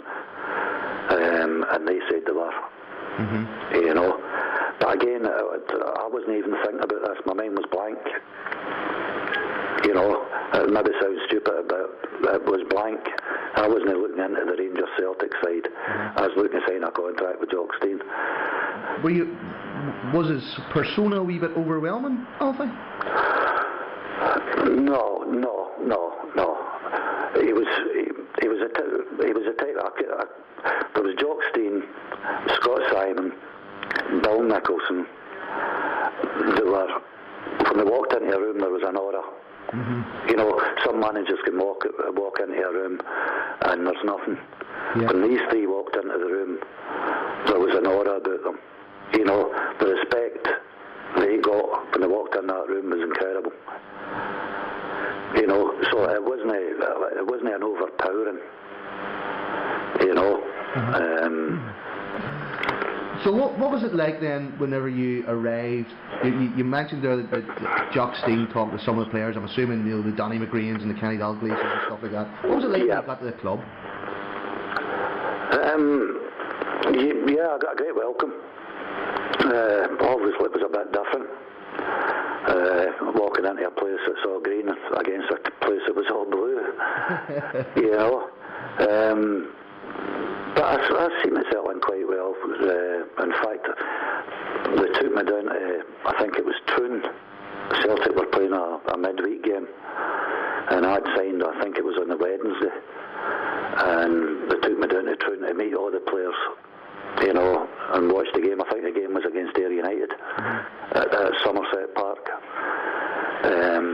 So I went down and met all the players, and that seemed to be quite... You know, there wasn't any like. In fact, I ended up one of my best mates at Parkhead was a wee Johnny Doyle. Believe it or not, you know, because as I say, everybody knew what Johnny Doyle was. Yeah. You know what I mean? So, and that was his nickname for me, was the current bun. He never called me Alfie. It was always the current bun. You know what I mean? Which broke the ice. Yeah. You know. And as I say, I got in great with him, you know, because obviously he knew I was a Rangers supporter and I knew he was a Celtic supporter, you know, so just a chemistry that happened. That's what's brilliant though, isn't it? That's where the fun starts. Oh, that was, as I say, that was. He never called me anything else other than current bun. Well, even when he was phoning me at the house, was that you, current bun? At least he was consistent. Aye.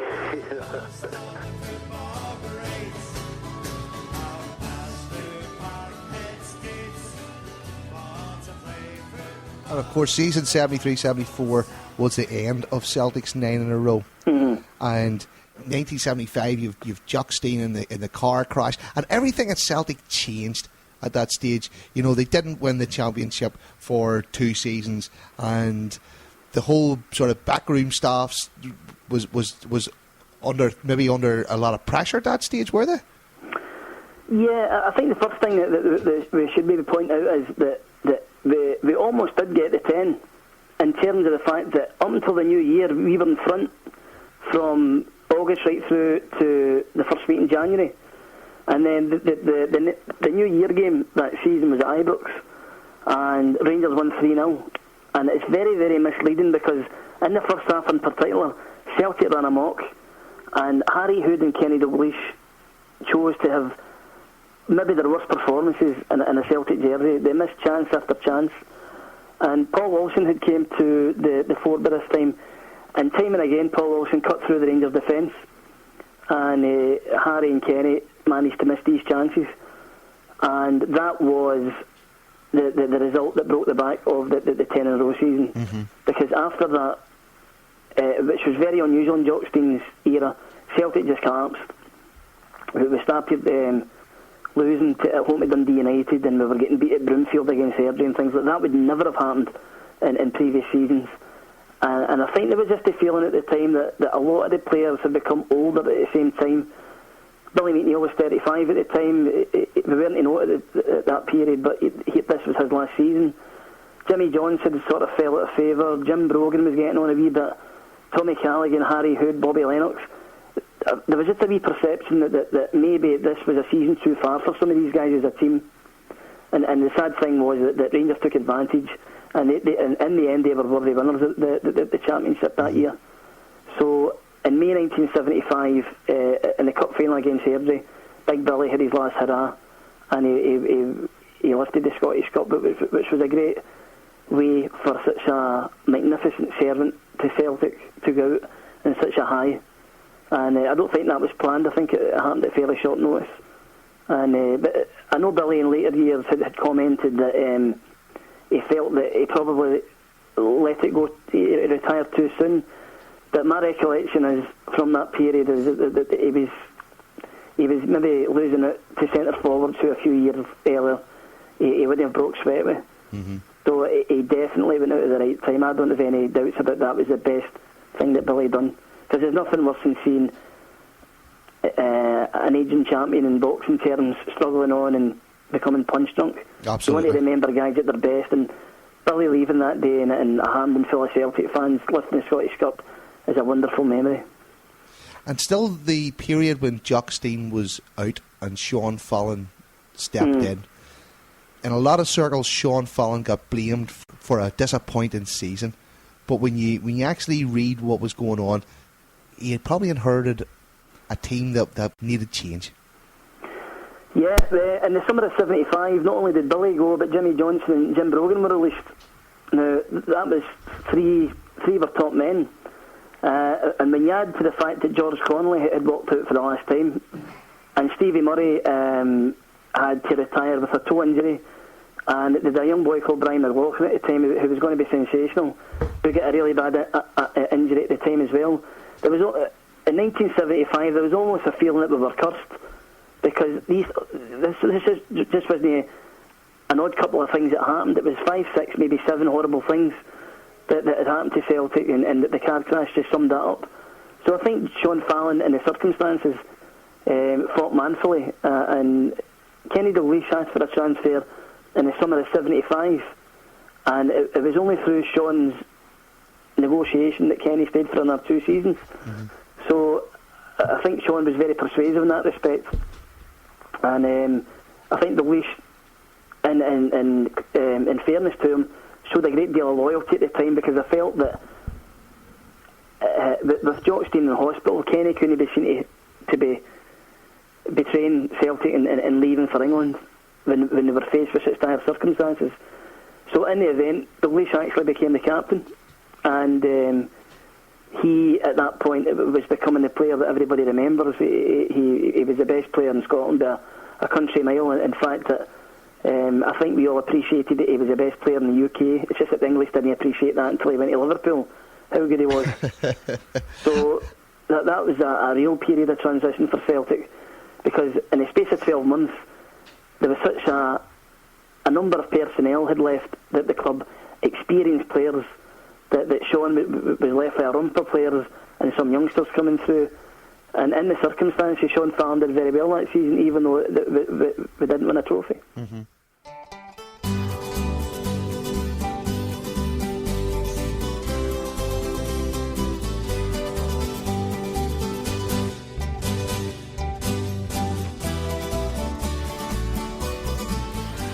Okay, we're here today with Jeanette from the Celtic Trust, and we're going to talk a little bit about the organisation. So, Jeanette, can you tell me how the organisation gets started when you joined it? Or?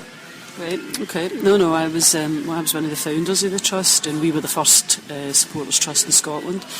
It came about as a result of a series of sort of conferences on corporate governance of football clubs, which took place down at Birkbeck College in London, and I was involved in it as an academic. But a few of the people who were the academics there were actually turned out to be Celtic supporters, and we thought, well, why not set up a trust for Celtic, which we did. And trusts are really they're a mechanism for people to have an intervention in the running of their club, and obviously clubs are owned in different ways, so they take different forms. But they're a bit saying that being a supporter of a club isn't like being the consumer of any other business or the customer of any other business, and so and that also has government recognition that really they have a sporting clubs, not just football clubs, but initially football clubs, have a relationship with their supporters or their customers, which is different. A very obvious difference is if you don't like Asda, you can go to Tesco or whatever. If you follow it with your club, you really don't go anywhere else. It's just unknown for people to change clubs pretty much. So you're lost to the game altogether.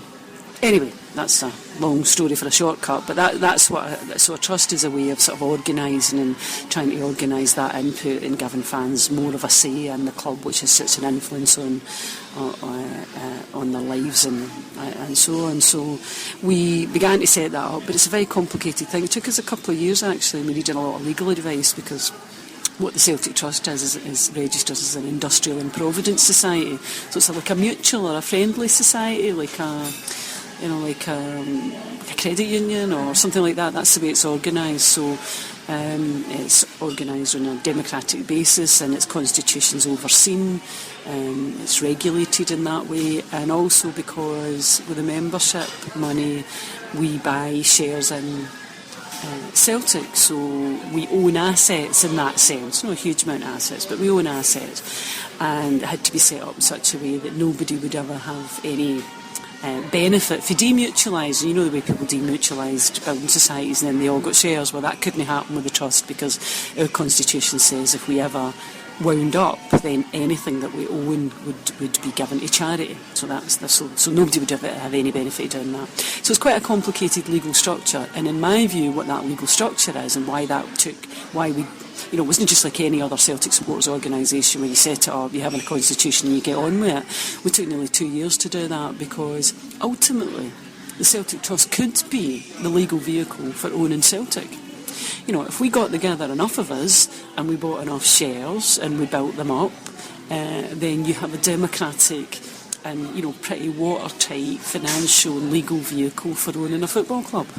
And that's not to say that we who are currently in the trust would own it. It would obviously be a much bigger organisation at that point, but that's the vehicle for doing it, and that's what it is. I've never thought of it as being, the Celtic Trust isn't the people who are in the trust now. The Celtic Trust is a legal and financial vehicle for owning Celtic, because I think Celtic should be owned by the fans.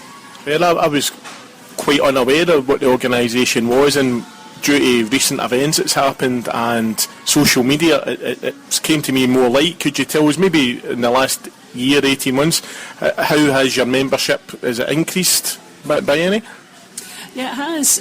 While I say that I think, we should, the Celtic Trust is a legal vehicle for owning Celtic, that clearly is probably some way in the future, and in the meantime we operate pretty much, I suppose, like other supporters organisations. We're not like, the Celtic Supporters Association or the affiliation, and that we don't run buses to games, but we do represent people. We act almost like a trade union, really, so we sort of try and do anything we can that makes things a bit better for Celtic supporters. So in the last few years, I suppose, we've been very much taken up with the Offensive Behaviour Act. We campaigned against it along with the other 4 main Celtic supporters organisations within the Fans Against Criminalisation body, so we campaigned against that. Obviously it was then introduced.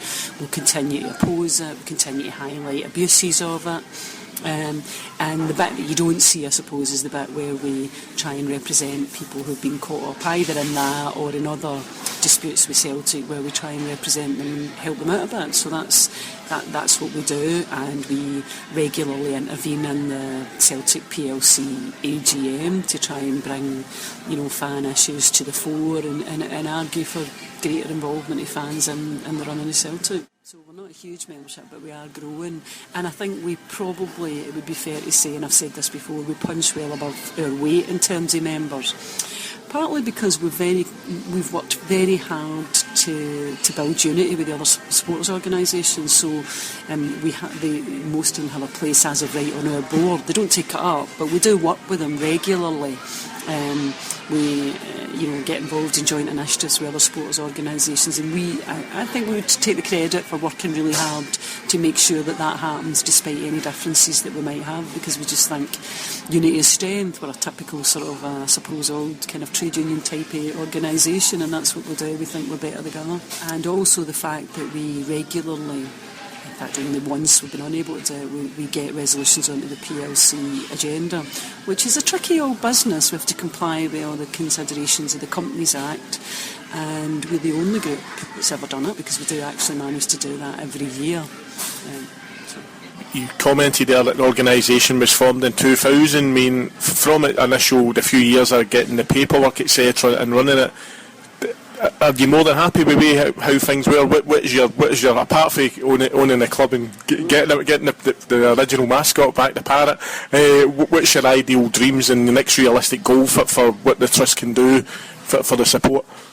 I mean, I think we've done a fair bit of things that you probably don't recognise. I mean, we, as I said, every year put things forward to the AGM. We usually have one resolution which says, fans should be more involved in the club. Let's talk about how we can do that. And we have another resolution which is usually kind of an idea that we've came up with. So I think we could take credit, although they always get defeated, they thereafter sometimes get adopted by the PLC. So we made the case for a dividend reinvestment scheme, which means that people don't have to take their few quid and they can put it back into shares and thereby widen share ownership. We made the suggestion for the annual charity match. We, I think, very successfully and very persistently argued against alcohol sponsorship on children's shirts long before the government made it unlawful anyway. We put forward the proposal about safe standing, which is still a live issue, and as recently as last week we were assured by Celtic that they're still very determined that will happen. That was our proposal. What else? So we've put forward, and behind the scenes we've suggested a whole lot of things. It was our suggestion that they have the road show, which they argued they were going to, which they then agreed to do and said they were going to do it every year. They have only done it once, although again we raised that recently, and we're hoping that the new fans liaison officer, JP Taylor, will maybe get that organised again and get the club out, the manager and the chief executive out and run the country, run Iron Island, speaking to people and letting people, ask their questions, because I think they do need to come out from behind, the front facade of Celtic Park and come and speak to people, and they need to hear, and more importantly, actually, they need to hear people. Yeah, I totally agree. I mean, obviously the initial, the recent appointment of JP is very good, and I think it's a UEFA requirement that role had to be filled. So, yeah, thanks very much. Just before we finish, could you tell people listening worldwide how they can actually join the trust and get in touch with you guys? Well, before I do that, what I'm also going to do is take the opportunity to say that our resolutions this year are up on the Celtic Trust site, and if you are a shareholder or if you know a shareholder, then please download them, sign them, send them back to us. You don't need to know anything other than your name and your address, or if that's not the address you lived at when you bought the shares and you haven't changed them, then give us your 2 addresses, send them back to us. If you have a scanner, you can scan them in and sign them and scan them in and send them back to us. And the 2 resolutions this year are yet again another one on expanding fan involvement in the club, and the second one is about the living wage, where we're asking Celtic to become the first UK football club to pay all its employees the living wage, and I think that's one that I think will get a lot of support. If you want to join the trust, it's very straightforward. You go onto the Celtic Trust website, www.celtictrust.net, and you will see a membership page, and you can join by PayPal. It's £10 a year, and you just fill in the form, give us your details, and you'll get a very nice welcoming letter from our lovely secretary, Mary McCusker. And you'll thereafter be involved in all of the discussions and debates that we have. And if you've got any time in your hands at all, we will thereafter grab you and make you do things. So I hope that doesn't put you off, but that's where we are. Okay, thanks very much, Ariel. To the Western Islands, from the hills of Kerry to the streets of Free Derry, this land was made for you and me. And you talk about Dalglish then leaving in August 77, but Kenny Dalglish left a double winning team. Mm-hmm. You know, we won the cup and we won the championship that year, and by all accounts, it was Jock Stein that contacted Bob Paisley to say that Kenny Dalglish wanted to leave and he should go to Liverpool. The saddest thing of the whole 70s, I think, is Dalglish's departure, because it's the one memory that we have, and I was a kid at the time. It's left a sort of like it's etched in my memory as well, because we knew how good he was and how hard he would be to replace. Stein had come back in 76, 77, and as you say there, we'd won the double. He'd made a couple of great signings. Pat Stanton had come in and settled the defence. Joe Craig had come in up front, scored a lot of goals, looked the part. And Alfie Conn had came as well in probably controversial circumstances, but Alfie Conn wasn't signed because he was an ex-Rangers player, he was signed because he was a good footballer. And it's my belief that Jock Stein knew that Dalglish was going to leave in the summer and wanted his replacement in early, because Kenny and Alfie in some ways were similar. They were flair players, they were guys who you could play up front, you could play them coming through from midfield in a deep position. Great technical players, good goal scorers. I would have to say that Dalglish was a considerably better player than Alfie, but Alfie had a spark to him, and he was a very creative player. And I am positive that Jock Stein signed Conn with the vision of Alfie Conn replacing Kenny when Kenny went away in the summer. Talking about Kenny's departure, he'd made it clear apparently that many months previously that he wanted to move on. Stein probably hoped he could persuade him, but at that time Liverpool had just sold Kevin Keegan for 500,000, and Liverpool had probably got a whisper that Kenny wanted to leave. So although Jock Stein contacted Bob Paisley, it wasn't that he wanted to give Kenny away, it was the fact that Liverpool had always said, if he becomes available, we'd like to be told. And right up until the last minute, they reckon that Stein tried everything to persuade Dalglish to stay, and he wasn't having it. In fact, there's a guy called Stephen Kelly wrote a great biography of Kenny Dalglish's life, and he tells a story in it that Liverpool's initial offer for Kenny Dalglish was £300,000. Now, they've got $500,000 in the bank for Keegan going to Germany, and they were willing to go the whole $500,000 to get Dalglish.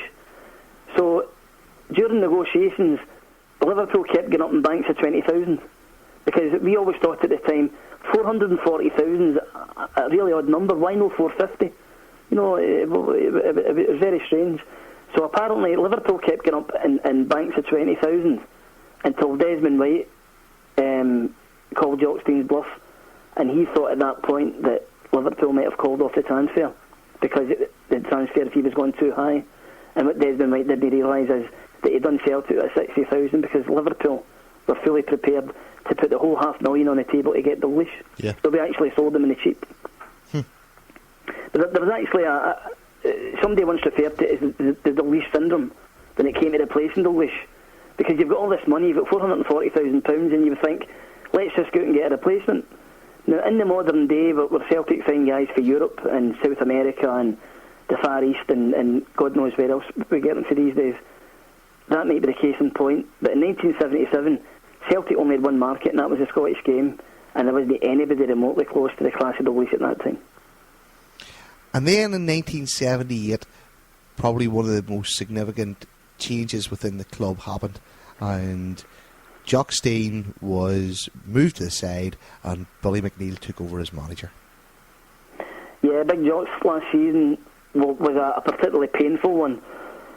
Not only had Dalglish left, but again, I was talking about a curse a wee minute ago there. Well, that curse carried on into 77, 78, because on the first day of the season, Pat Stanton had a knee injury that basically ended his career. He never played again. And Danny McGrain had a mystifying ankle injury from October onwards, and he was out for the whole season. And Alfie Conn missed the best part of the season as well. So the team that had won the double, the four players that you would argue that you couldn't do without most would have been Dalglish, McGrain, Stanton and Conn. That was probably your four best men, four most experienced players, and without them Celtic were a rudderless ship. And there were some horrible games. We get put out the Scottish Cup to Kilmarnock, who were a first division team at the time, at Rugby Park. There was another horrible Old Firm game at Ibrox where we were 2-0 up at half time, and in the second half we just capitulated and get beat 3-2. And that was just the story of the season. We get beat with Clydebank in the league. We lost 3 of the 4 league games to St Mirren, who were newly promoted under Alex Ferguson. And if there was ever a season where everything went wrong, and I mean everything went wrong, that was 77-78. So by 1978, I think Jock Stein had came to the end of his tether in some respects, and I'm not sure if Jock wanted to move on or the directors wanted to move him on. I don't think that's been fully explained. But the long and the short of it is that Billy McNeil came from Aberdeen in the summer of '78, and a new era started at Celtic when Stein moved on and Billy moved in.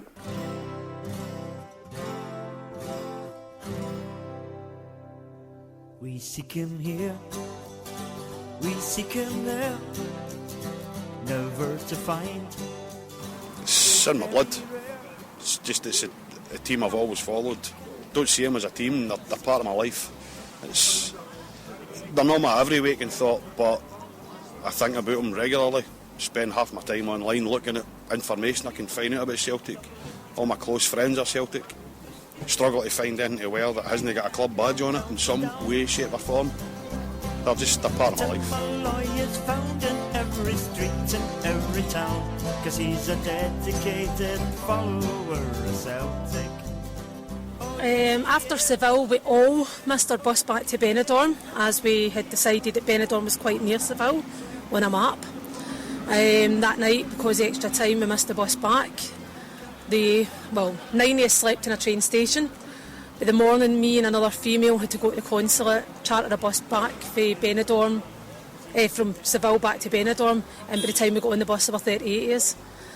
So that's probably the only time I've missed a transport, being the convener of it all. In Germany or Holland and in Norway, in all the towns like Donegal or Marseille, Glasgow town is where he's bound to watch the famous hoops, 'cause he's a dedicated follower of Celtic. Favourite Celtic player of all time is easily Henrik Larsson. Any particular reason? Just basically the guy just brought us back from the depths. I started going to see Celtic. My first game was in 1985, Scottish Cup final, Macari Proven free kick. After that, basically I went through my whole sort of adult life, sort of school age, watching us basically not win anything. Henrik Larsson arrived, we stopped the 10 in a row, we went from there on to end basically the domination of Rangers, and enjoyed great success ever since then. Got to go to a European Cup final with my father, which is something I always dreamed I'd do. I never thought I'd do it, and to me Henrik Larsson was a massive part of all that. Oh yes he is, oh yes he is, oh yes he is, oh yes he is. County Clare to Singapore or China, America or Canada, you'll find them. 10 years ago, Boa Vista. Everyone talks about Seville, but I always look at that. We got beat and it was just so gutting at the final whistle. But Boa Vista, have actually been there and in the stands with 4,000 fellow Tims, and knowing that we'd made it to a European final in my lifetime. We didn't win it, but just that feeling of getting there. We were coming out the ground dumbstruck. Oh, I was there another night, believe it or not, all my mates from the bus, everyone else, I was the only bloody one there. So I actually had to find a bar, and these good guys for Coatbridge took me under their arm and led me astray till about 5 in the morning. Yeah, you'll find dedicated followers of Celtic. It's Celtic first and Celtic last and Celtic overall. Although still dominant, Celtic were now a side in transition. As the old guard moved on, the homegrown youngsters like Dalglish, Hay, Connelly and Macari took centre stage, alongside astute signings like forward John Dixie Deans. Another League and Scottish Cup double was claimed in season 71-72, and progress in Europe had only been halted at the semi-final stage when Inter Milan claimed victory after a penalty shootout. but a 4-1 League Cup final humiliation at the hands of Partick Thistle proved transition would not be painless. The goals and talent of the young Dalglish now caught the eye, but in 1972-73 Celtic would end the season with just a solitary trophy, the League Championship. Perhaps more ominously, Billy Macari, frustrated by Celtic's wage structure, had made a lucrative move south to Manchester United. Normal service for Stein and Celtic was resumed when another domestic double was sealed in season 73-74, the title being claimed for a 9th successive time. In addition to this remarkable and record-breaking feat, an impressive European Cup run saw Celtic reach the semi-finals of the continent's premier tournament for the 4th time.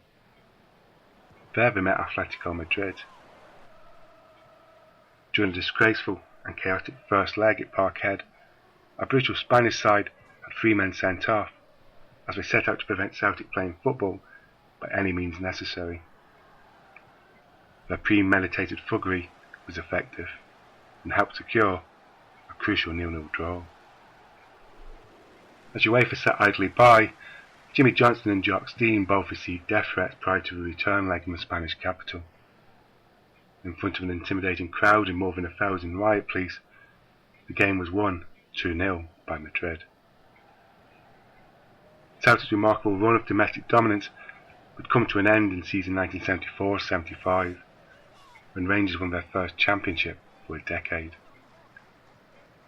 There was, however, some consolation as the outstanding Celt, Billy McNeil, lifted the Scottish Cup.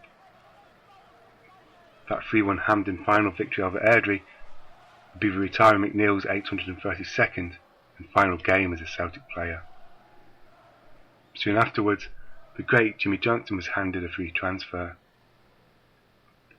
The loss of such experienced and charismatic characters was an obvious blow, but at any club, the eventual departure of heroic veterans is inevitable and expected. Other exits were more difficult for the support to swallow. Davy Hay departed Celtic in the summer of 1974 to join Chelsea. Like Macari, Hay too had been frustrated by the financial arrangements at Parkhead. Hay's departure would also hasten the exit from the game of a mercurial yet fragile talent of George Connelly. Scotland's Player of the Year in 1973, Connelly had overnatural ability to become the finest player of his generation. On the pitch, he was elegant and assured. But off it, he was haunted by an inner torment he found impossible to shake off. His career had been plagued with walkouts and fallouts, but his talent was such, Stein was determined to keep the player in the game. Without the support of his close friend Hay, Connelly found it increasingly difficult to deal with his demons and life as a footballer. A man who could have gone on to be one of the greatest of all time would instead be released by Celtic in 1976. It would appear that Celtic were more adept at producing quality players than holding on to them. Then in July 1975, the club would suffer another massive blow. It was then that on the A74 near Beatwick, Jock Stein, his friend Tony Queen and their wives were involved in a car crash. Both men suffered serious and life-threatening injuries, but mercifully would go on to make full recoveries. Jock's assistant Sean Fallon would become caretaker manager for much of the 75-76 campaign, a season which saw the introduction of a new 10-team top-flight Premier Division. The league restructuring was the establishment's reaction to Celtic's years of domination. Missing the giant presence of Stein, it was perhaps unsurprising Celtic finished the season trophyless. Jock was back for the 1976-77 campaign, and he quickly demonstrated his canniness in the transfer market with the capture of Hibs legend Pat Stanton. Stein deployed Stanton in a sweeper role, and this classy defender would have calm assurance to the Hoops defence. With Stanton marshalling the defence and Kenny Dalglish inspirational in attack, Celtic romped to a League and Scottish Cup double. Following the world-class abilities of Danny McGrain, and supporters could be forgiven of dreaming once more of European glory. In the shape of Dalglish, Celtic had at their disposal the talents of a man He was promising to be the finest footballer in Britain. A player of sublime ability, Dalglish was a creative heartbeat of the hoops. An inspiration, his wonderful natural gifts were complemented by dedication, work rate and professionalism. Capable of moments of genius, this was a player who would walk into any side in the world. For several seasons, the press had tried to unsettle Dalglish with idle speculation and stories about how he had no option but to better himself by heading south. These media stirrings failed to overly worry the Celtic support though. They were confident that for all their past failings, the Parkhead board would not let this immense talent leave. They were wrong. Just 3 days before the start of season 1977-78, the nightmare scenario for Celtic fans became a reality. The move to Liverpool, who were looking to replace the recently departed Kevin Keegan, was sudden. Dalglish had asked for a transfer, and after failing to persuade the player to remain in Glasgow, Jock Stein kept a promise to the Anfield club by informing them Dalglish was available. The Celtic support was left angry at both the club and perhaps instinctively but unjustly the player. The tremors from Dalglish's exit were immediate. The loss of Dalglish was compounded by Stanton suffering an injury which would end his career, while McNeil was sidelined by a serious ankle knock. A sense of gloom hung over Parkhead. Celtic endured a nightmare campaign, finishing 5th in the Premier Division and end of the season without any silverware. Significantly, for only time in Stein's reign, they also failed to qualify for Europe. It's Celtic first and Celtic last and Celtic over all. The fans weren't calling for Jock Stein to go. No, the fans, guys of my dad's generation who worshipped the ground that Jock Stein walked on, felt very bitter that the man had one bad season at 13. Mm-hmm. And if the directors had given him the financial backing, which I've touched on before in previous seasons, then they would have been in this position, because you would then have been playing from a position of strength. And there was a feeling that Jock could turn it around, but there was also the feeling as well, I have to say, that he was never the same man after the car crash in 75. Mm-hmm. And some of the players from that period have touched on that through the years and said that there's something was missing in him. He didn't quite have the same presence of mind, and he didn't quite have the same energy as what he had previously. So I think it may have suited Jock in some ways to move on for a fresh challenge, and Celtic to move somebody in at a time when there wasn't any great expectation that anything that Billy McNeil done that season had to be better than what went the season before. Could you imagine what was going through Billy McNeil's mind to go in and take over that position? But Billy's on the record as saying that he'd been at Pittodrie for a year and he'd been very unlucky. He'd finished second in the league to Rangers. They pushed him really close. They lost the Scottish Cup narrowly to Rangers.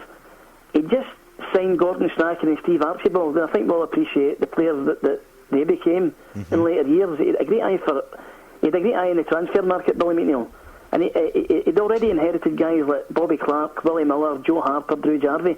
Aberdeen were a real good team, and I think I've read Billy through the years say that Aberdeen was a nice place to bring kids up, because it's a one team city, so there's no great rivalry in Aberdeen. Everybody basically supports Aberdeen. Supports Aberdeen.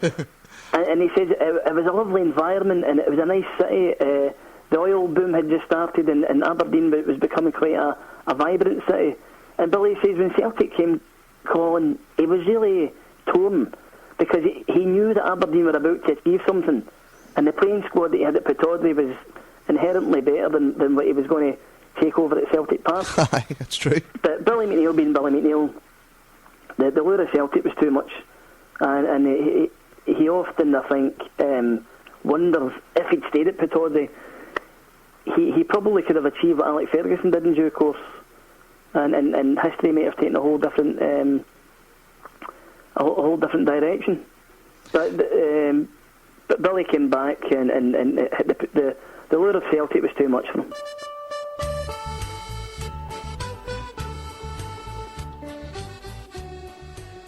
From 1970 to 1972, the away kit was an all-green shirt, white shorts and green socks which had two thin white hoops at the top just below the knee.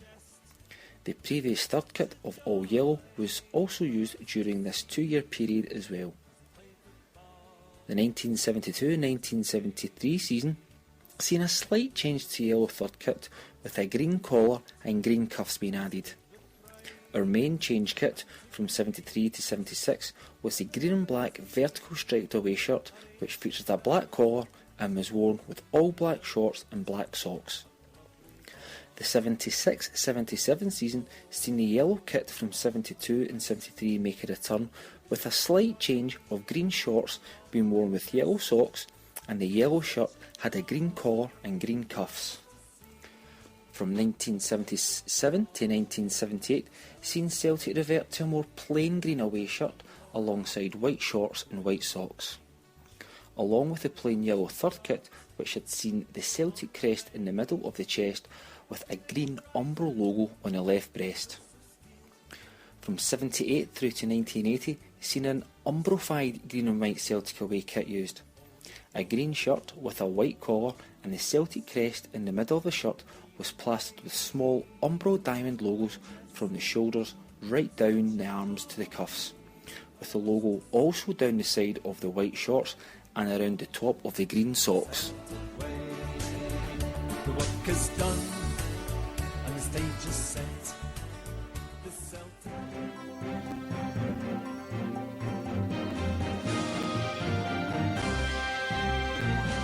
You're listening to Country Girl Radio. I'm Travis Buckletrank, and for all you rednecks that need reminding out there, today's date is August 16th, 1977, and it's time for the news. Newsflash, the king is dead. That's right, Elvis Presley passed away today at his home in Memphis, aged just 42 years. They say it was a heart attack. His road manager tried to revive him and failed. The hospital tried to revive him and failed. The only rock star to join the army, and I'm telling you, and you're probably telling me, this man needs no introduction. Let's play a little Elvis. God rest his soul.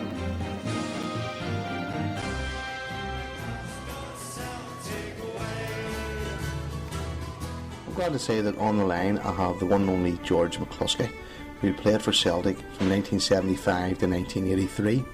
He scored 78 goals from 204 games. Big Jock said, look, put him in, he's got a chance. I ended up getting man of the match, Ken Dalglish, and a lot of great players were playing, and I get man of the match. I can buy John Gregg and hit a ball. I thought it was going into the net, but Paul Olsen stole it, hit his chest and went in. My goal. It was on each. Did John Gregg have a few little words in your ear during the game or anything? He did the usual part. I was going to do it, you're going to get done, all this, and I'm going to do it, we'll just wait. And I said, you're not quick enough to catch me, I said. And then 78-79, again you scored. Was that your first goal against Rangers in the first team? Oh, I come along the byline and gave the goalkeeper the eyes as if I was cutting it back, and he could have moved half out, and I smashed it into his near post. And I was at the opposite side of the jungle, but after I scored, I just realised I was standing in front of the jungle, so I must have lost the place and ran all the way out. What was it like? What was the feeling like just to do that? You know, a boyhood dream come true. Absolutely. I was a Celtic supporter all my life. All my family's Celtic mad, and half my family were in the jungle when I ran over. You know, it was fantastic. And I think at that age you don't appreciate what you've done. You know, it's when you look back, you go, God, did I do that? But at the time, you don't think about it, you know. The famous 10 men won the league game when we won 4-2, and you scored 2 that day. What was going through your mind that day? It was a fabulous game. I got a lot of memories about that game. For some unknown reason, everywhere in Glasgow went on strike. The buses, the trains, taxis, even STV and BBC went on strike. They never filmed it. I think Celtic TV got a wee bit of it, but it was very kind of hazy picture. But I remember that we had to win, and Rangers had another game. And if they got a draw against us, win their next game, they'd win the league. and obviously there's a wee bit more excitement in it when that happens. It was very disappointing. I never got a Scotland cap. I was absolutely. I think I was the top goal scorer that year, and the fella next to me had about 20 goals, Paul Sturrock, and he got a cap, and I felt very bad about that, actually. That I was never given a chance to play for my country. But I was involved in one or two pools that they asked me to go to, but it was really deep into the league season, and Big Billy kind of told me, "No, you're not going, you're injured." And I said, "No, I'm fine, you're injured, you're not going." And that was it. Okay. That blew my chances of getting a cap. Do you think there is a paranoia about Celtic players not getting as many caps as what they really should have? I think back in the days it was definitely, I think it was predominantly kind of Rangers, people that went to watch Scotland in the days. I think it's all changed now. I think back then it was, there was a kind of stigma attached to the thing about Celtic players not getting picked. I mean, if the proof of the pudding in that is Jimmy Johnson, one of the greatest players ever. I think he got about 15 caps or something.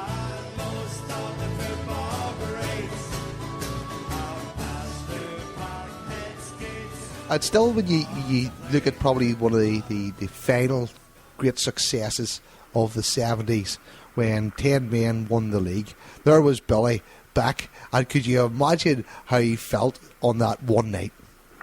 Do you know, we can't just comment on that one game. That season was the freakiest season I ever recall in my life.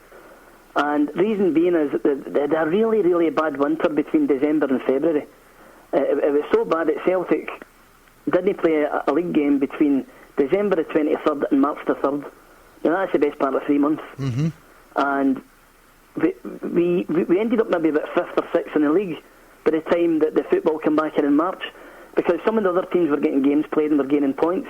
But what we did have was we had a lot of games in hand, and none of us thought for a minute that we could win all these games in hand. And as it transpired, as spring came and the lighter nights came in and a wee bit warmer weather, Celtic were playing something like 3 games a week at one point. It was unbelievable. We were playing a game Saturday, Wednesday, Saturday, continuously, right through March, April, and the season was extended to the end of May. And we were playing some crazy fixtures. I mean, there was a Friday night game not long before the end of the season. We played St Mirren at Ibrox on a Friday night because Love Street was undergoing reconstruction at the time, and St Mirren asked the Scottish League could they move the game to Ibrox, and they agreed. But the agreement was that we would have to play on the Friday night because the Scottish Cup final between Rangers and Hibs was on the Saturday. So while all these Scottish Cup games are going on, etc., we're basically just playing away, winning games, and before we knew it, we were right up there, neck and neck with Rangers going into the last couple of games, and it was really exciting. In fact, Dundee United were probably favourites to win the league around about February, March time, because they were really on form and they had a lot of points in the bag. But towards the end of the season, they lost to Celtic and they lost to Rangers, and that was their momentum basically killed at that point. And Celtic had to win the game, didn't they? Yeah, we had no choice that night. The way it worked out was, if Celtic won, they won the league. If Rangers won, they won the league. But if the game had been a draw, Rangers had 2 games left. And in those 2 games, I think they needed a point. It was academic. They would definitely get a point against, I think it was Partick Thistle and Hibs they had to play. And the game was played on a Monday night, which again is a fairly unusual night for playing an Old Firm game. And the reason it was played on a Monday night was the home internationals were still played in those days. And in the football calendar, Scotland were due to play Northern Ireland on a Wednesday. So what should really have been a Wednesday night game was moved to a Monday. And the Celtic and Rangers players were allowed call off not to play in the home internationals because they were still playing these league games. Because this was really unusual in view of the fact that having such a bad winter had knocked the fixture list away to blazes, and we started playing games in crazy fixtures. And that fixture reflected that craziness too. It did. It was a cup final to all intents and purposes, and there's very few Old Firm games through the years that have took on that terms of importance. The winner takes all, and that was the night to end all nights in many, many ways. And I think that Celtic were a goal down, and then of course John Doyle gets sent off for who knows what. Assault. Well, At the time we felt, well, first of all what I have to say is we were 1-0 down at half time, but you know, we weren't playing badly, and at half time I remember being fairly confident that we could turn it around in the second half, because I think Roy Aitken had hit the bar, but had the majority of the game. It was maybe typical of the Celtic Rangers games of that period. We would hit them with everything and they would break up the park and score. And there was a wee feeling of injustice that this wasn't fair and that this was going to happen again. And I think some of the fans maybe felt there was a sense of inevitability that this is what happens. This is just it's part of being a Celtic supporter. Part of being a Celtic fan. This is how it goes. And then, as you said, Doyle gets sent off. Now, at the time, we felt it was an injustice. But having seen the old grainy black and white film for the Celtic films, Johnny Doyle clearly kicks Alec McDonald when he's in the ground, and he did deserve to be sent off. He just didn't mean it. It's an accident. You know, McDoyle and Doyle of that period were the two most antagonising guys in either team. The Rangers fans absolutely hated Johnny Doyle with a vengeance, and Alec McDonald was despised by the Celtic fans. That's because he kept scoring against us. He did. He was a particular thorn in our side. And what I'm trying to say there is, you were talking about two live wires coming together, and I've no doubt that McDonald was lying in the deck, verbally giving it to Doyle, and Johnny's just lost it for a second and went, "Who are you talking to?" And he's maybe given him a wee kick in the midriff. And unfortunately for him, full view of the referee. And in fairness, he didn't put a fight up Doyle. I think he knew that what he'd done was a serious offence, and he basically walked off the park in floods of tears. And thinking to himself that he had basically cost us not only the game but the whole title, and that the whole season would have been a waste at that point. You're cracking, so you are. Just give him a wee kick. But anyway, so the game then went to 1-1. Roy Aitken scored, and then George McCluskey scored to make it 2-1 for Celtic. Yep. Now, at that point... So that was it? Well, at that point we were thinking that they were home and dry. Now, from memory again, there might have been about 20 minutes left at that stage, so we were all praying like Benedictine monks that the referee would have maybe blown the whistle early and we could have held out. But as happens, Rangers get a corner right away, and Bobby Russell scored with a low shot that went in off the post. But through a forest of players, it was one of the goals you think, how did that go in? Because surely somebody could have stuck a leg out and cleared it. And at that point, Rangers are back in the driving seat. It's 2 each. They only need the draw, really, because they've still got the 2 fixtures left. Now, the thing that happened at this stage is, and it's hard to explain, was Celtic took centre, and as the ball was placed in the centre spot, there was a chant around the Celtic end. It probably started in the jungle and just followed all the way around the Celtic end to the main stand, and it was just like Celtic, Celtic, and it was so loud it would have burst your eardrums. and the hairs in the back of your neck are standing up, and we just felt, you know something, see if we've got 2 goals already with 10 men, there's maybe like 15 minutes left here. Why not just go for broke, and you never know, something might happen. And Celtic attacked Rangers constantly for the rest of that game. If you'd have come into the ground, you would actually have said that Rangers had 10 men, the way Celtic were playing. And the Rangers were basically just clearing the ball any way they could. They were hanging on grimly. And then there was a cross from McCluskey that Peter McCloy punched it away. And as he punched it away, it struck Colin Jackson in the knee, and it rolled towards the goal. Now, I was right behind that goal. I was 13 at the time, and I was standing directly behind the Celtic goal, and I couldn't believe that ball was rolling, and it seemed like an eternity to get into the net. And I saw Jackson running after it, and I saw Roy Aitken running after it, and I was praying that Big Roy would get there first. and as fate happened, I feel a wee bit sorry for Colin Jackson, because he wouldn't have starting anybody. I would rather Roy Aitken get the goal and get the credit than Colin Jackson have to live with scoring an own goal in a game of that magnitude. But again, as fate would have it, the ball just rolled over the line and no more. It was so un-Celtic-like, wasn't it? Well, I'm sure Aitken ended up in the net as well. There was a big sort of collision, and there was bodies in the net, and all we knew was that the ball was in the net. And then you've maybe got 7 or 8 minutes left to defend, and by this time Rangers are attacking, and you're thinking, oh my God, they've already ripped the heart out his once for an equaliser. What if it happens again? And to be honest with you, everybody talks about, I think that the most famous goal was the Murdo McLeod goal. Of course, yes. I don't remember that goal getting in. And I'm serious in that, because it was a wee bit of a mixture of celebrating and almost like, you know, sometimes when you're watching a film, you look through the cracks of your fingers. and it's really hard to describe. Any Celtic fan who's been to a Celtic Rangers game knows the feeling, but you maybe multiply it a couple of times, because it was such a game of tremendous importance. Yeah.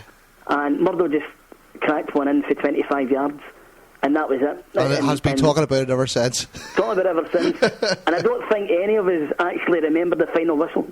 It was just a period of constant celebration from that moment onwards. It was utterly surreal being there that night. Terrific. Even to hear you talking about it now, Stephen, I mean, all you can do is laugh, really, now, isn't it? I'm smiling from ear to ear. That's why. It's the kind of thing, if you read it in a boys' magazine, you probably you'd shake your head and say, that would really happen. Never happened. And yet, to actually happen in an Old Firm game was astounding. And at that moment, Celtic were back in top in the Scottish game, so they finished 79 the way that 70 had started as champions. And that's a fantastic way to end this chapter of the podcast, I think, on a high note. Yes. We started off on a high, and then we sort of fluttered round lows, but we're back up to a high, and that's the way we should end this chapter. Before you go, Stephen, and first of all, thanks very much for coming on and reminiscing about all those fantastic days. I'm going to ask you to nominate a charity that this portion of the podcast will make a donation to. I would go for SCIAF, Scottish Catholic International Aid Fund. I think all the people listening would know who SCIAF is. Absolutely superb. Stephen, I can't thank you enough for coming on. And for once, we just talked about football all night. Yeah.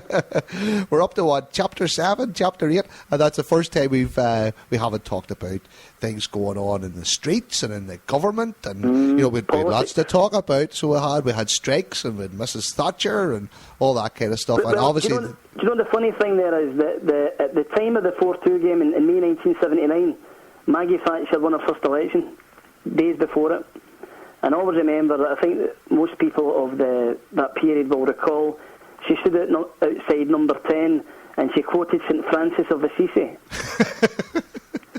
Where there is strife, maybe bring, that kind of thing. Well, I think she's telling lies. So that's something that, in fact, that through the years, that I've read in a few the Celtic websites, if there was a Faustian pact, would you go back in time and change the 4-2 game if it meant that the Tories didn't win the election? That's a hard one, so it is. It's very, very difficult. I mean, when you think of the misery that Thatcher caused in many, many ways, and you think maybe a 90-minute football match, it certainly puts things in perspective. I know, but she only lasted for about 7 or 8 years. We're talking about clubs being here for 125. The pain she's given us compared to the joy Celtic have given us. I think we've outlasted it, eh? Aye, yes we have. Stephen, thanks so much. And if anybody reads the Celtic Underground website, Stephen writes regularly under the name of St. Anthony. And it's been great, as I say, Stephen, to talk to you tonight. And the stuff you've done on the 70s on the website, on the Celtic Underground website, has been absolutely invaluable to anybody reading about the history of Celtic, and was the main reason why I wanted to get you on tonight. And I can't thank you enough.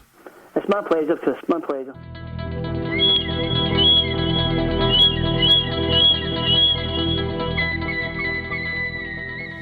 Well, there you are, folks. That's the end of Chapter 8. Superb. Really, really enjoyed that again. And loads of things to talk about. Thanks, of course, goes to Stephen Murray, better known as St. Anthony from the Celtic Underground and from Twitter. So a whole raft of people to pass on our thanks to this week. Of course, we have the Human Torpedo, we've got Chris from Paradise Report, Pat from Half the World Away podcast, Stuart from the CelticShirt.co.uk, the wonderful Bobby Lennox, Dixie Deans, Alfie Conn, and George McCluskey. Also Kelly from Stonehouse, Geraldine, Jeanette Findlay from the Celtic Trust. How interesting was that?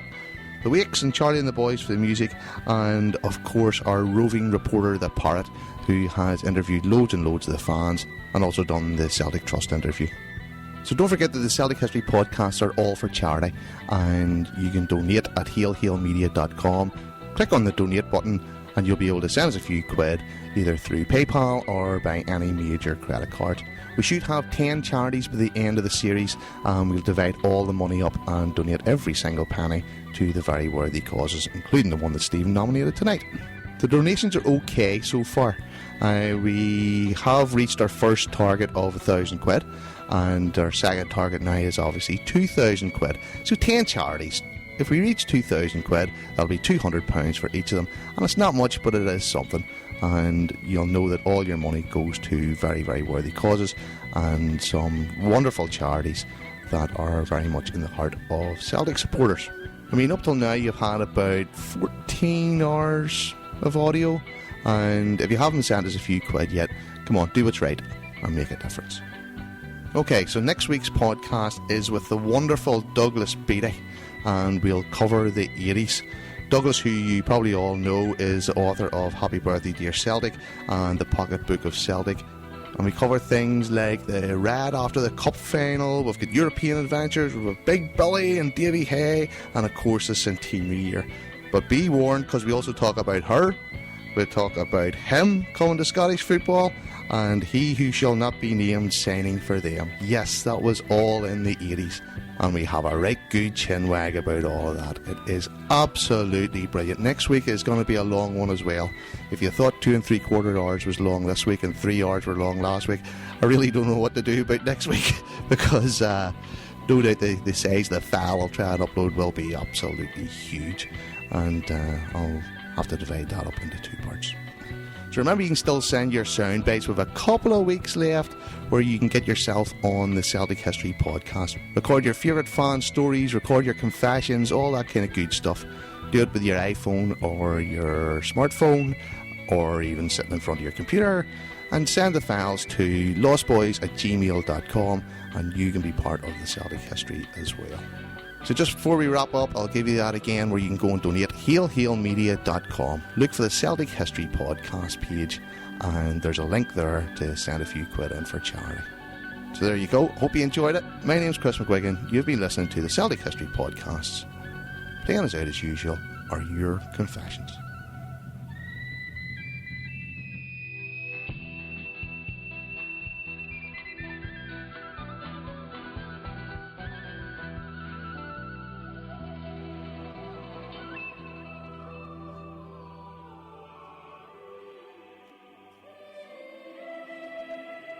I think I'm the only person to ever dislocate my knee watching Celtic.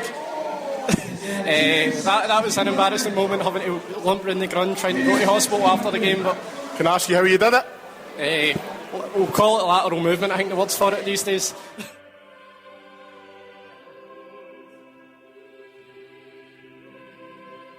A fair few years ago over in Luxembourg for Jeunesse Esch and the Europa Cup, and absolutely great day, beautiful weather, everyone was tremendously pissed.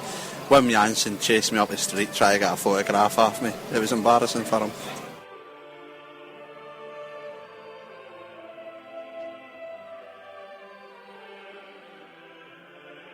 Pataudry about 4 seasons ago, I think. Started a sort of big crackdown, the drink the supporters buses. Usual with me, too greedy. No alcohol, so I'd had a litre of vodka tan before we crossed Cumbernauld. Up to Aberdeen, carried off the bus, blurred.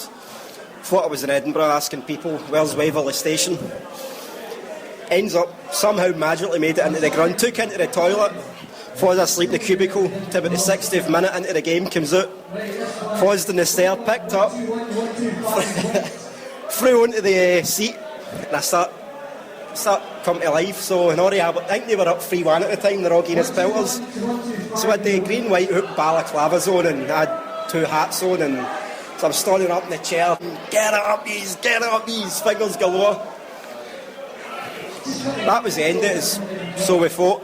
About a month later, sitting in the house, and a programme comes on ITV called Cops on Camera. Just happens that this day was the Grampian Cops Day Out videoing Celtic fans at Pittodrie, and there's me. Camera zoomed right into my face, my two fingers all blurred out. Maybe YouTube that, Cops on Camera.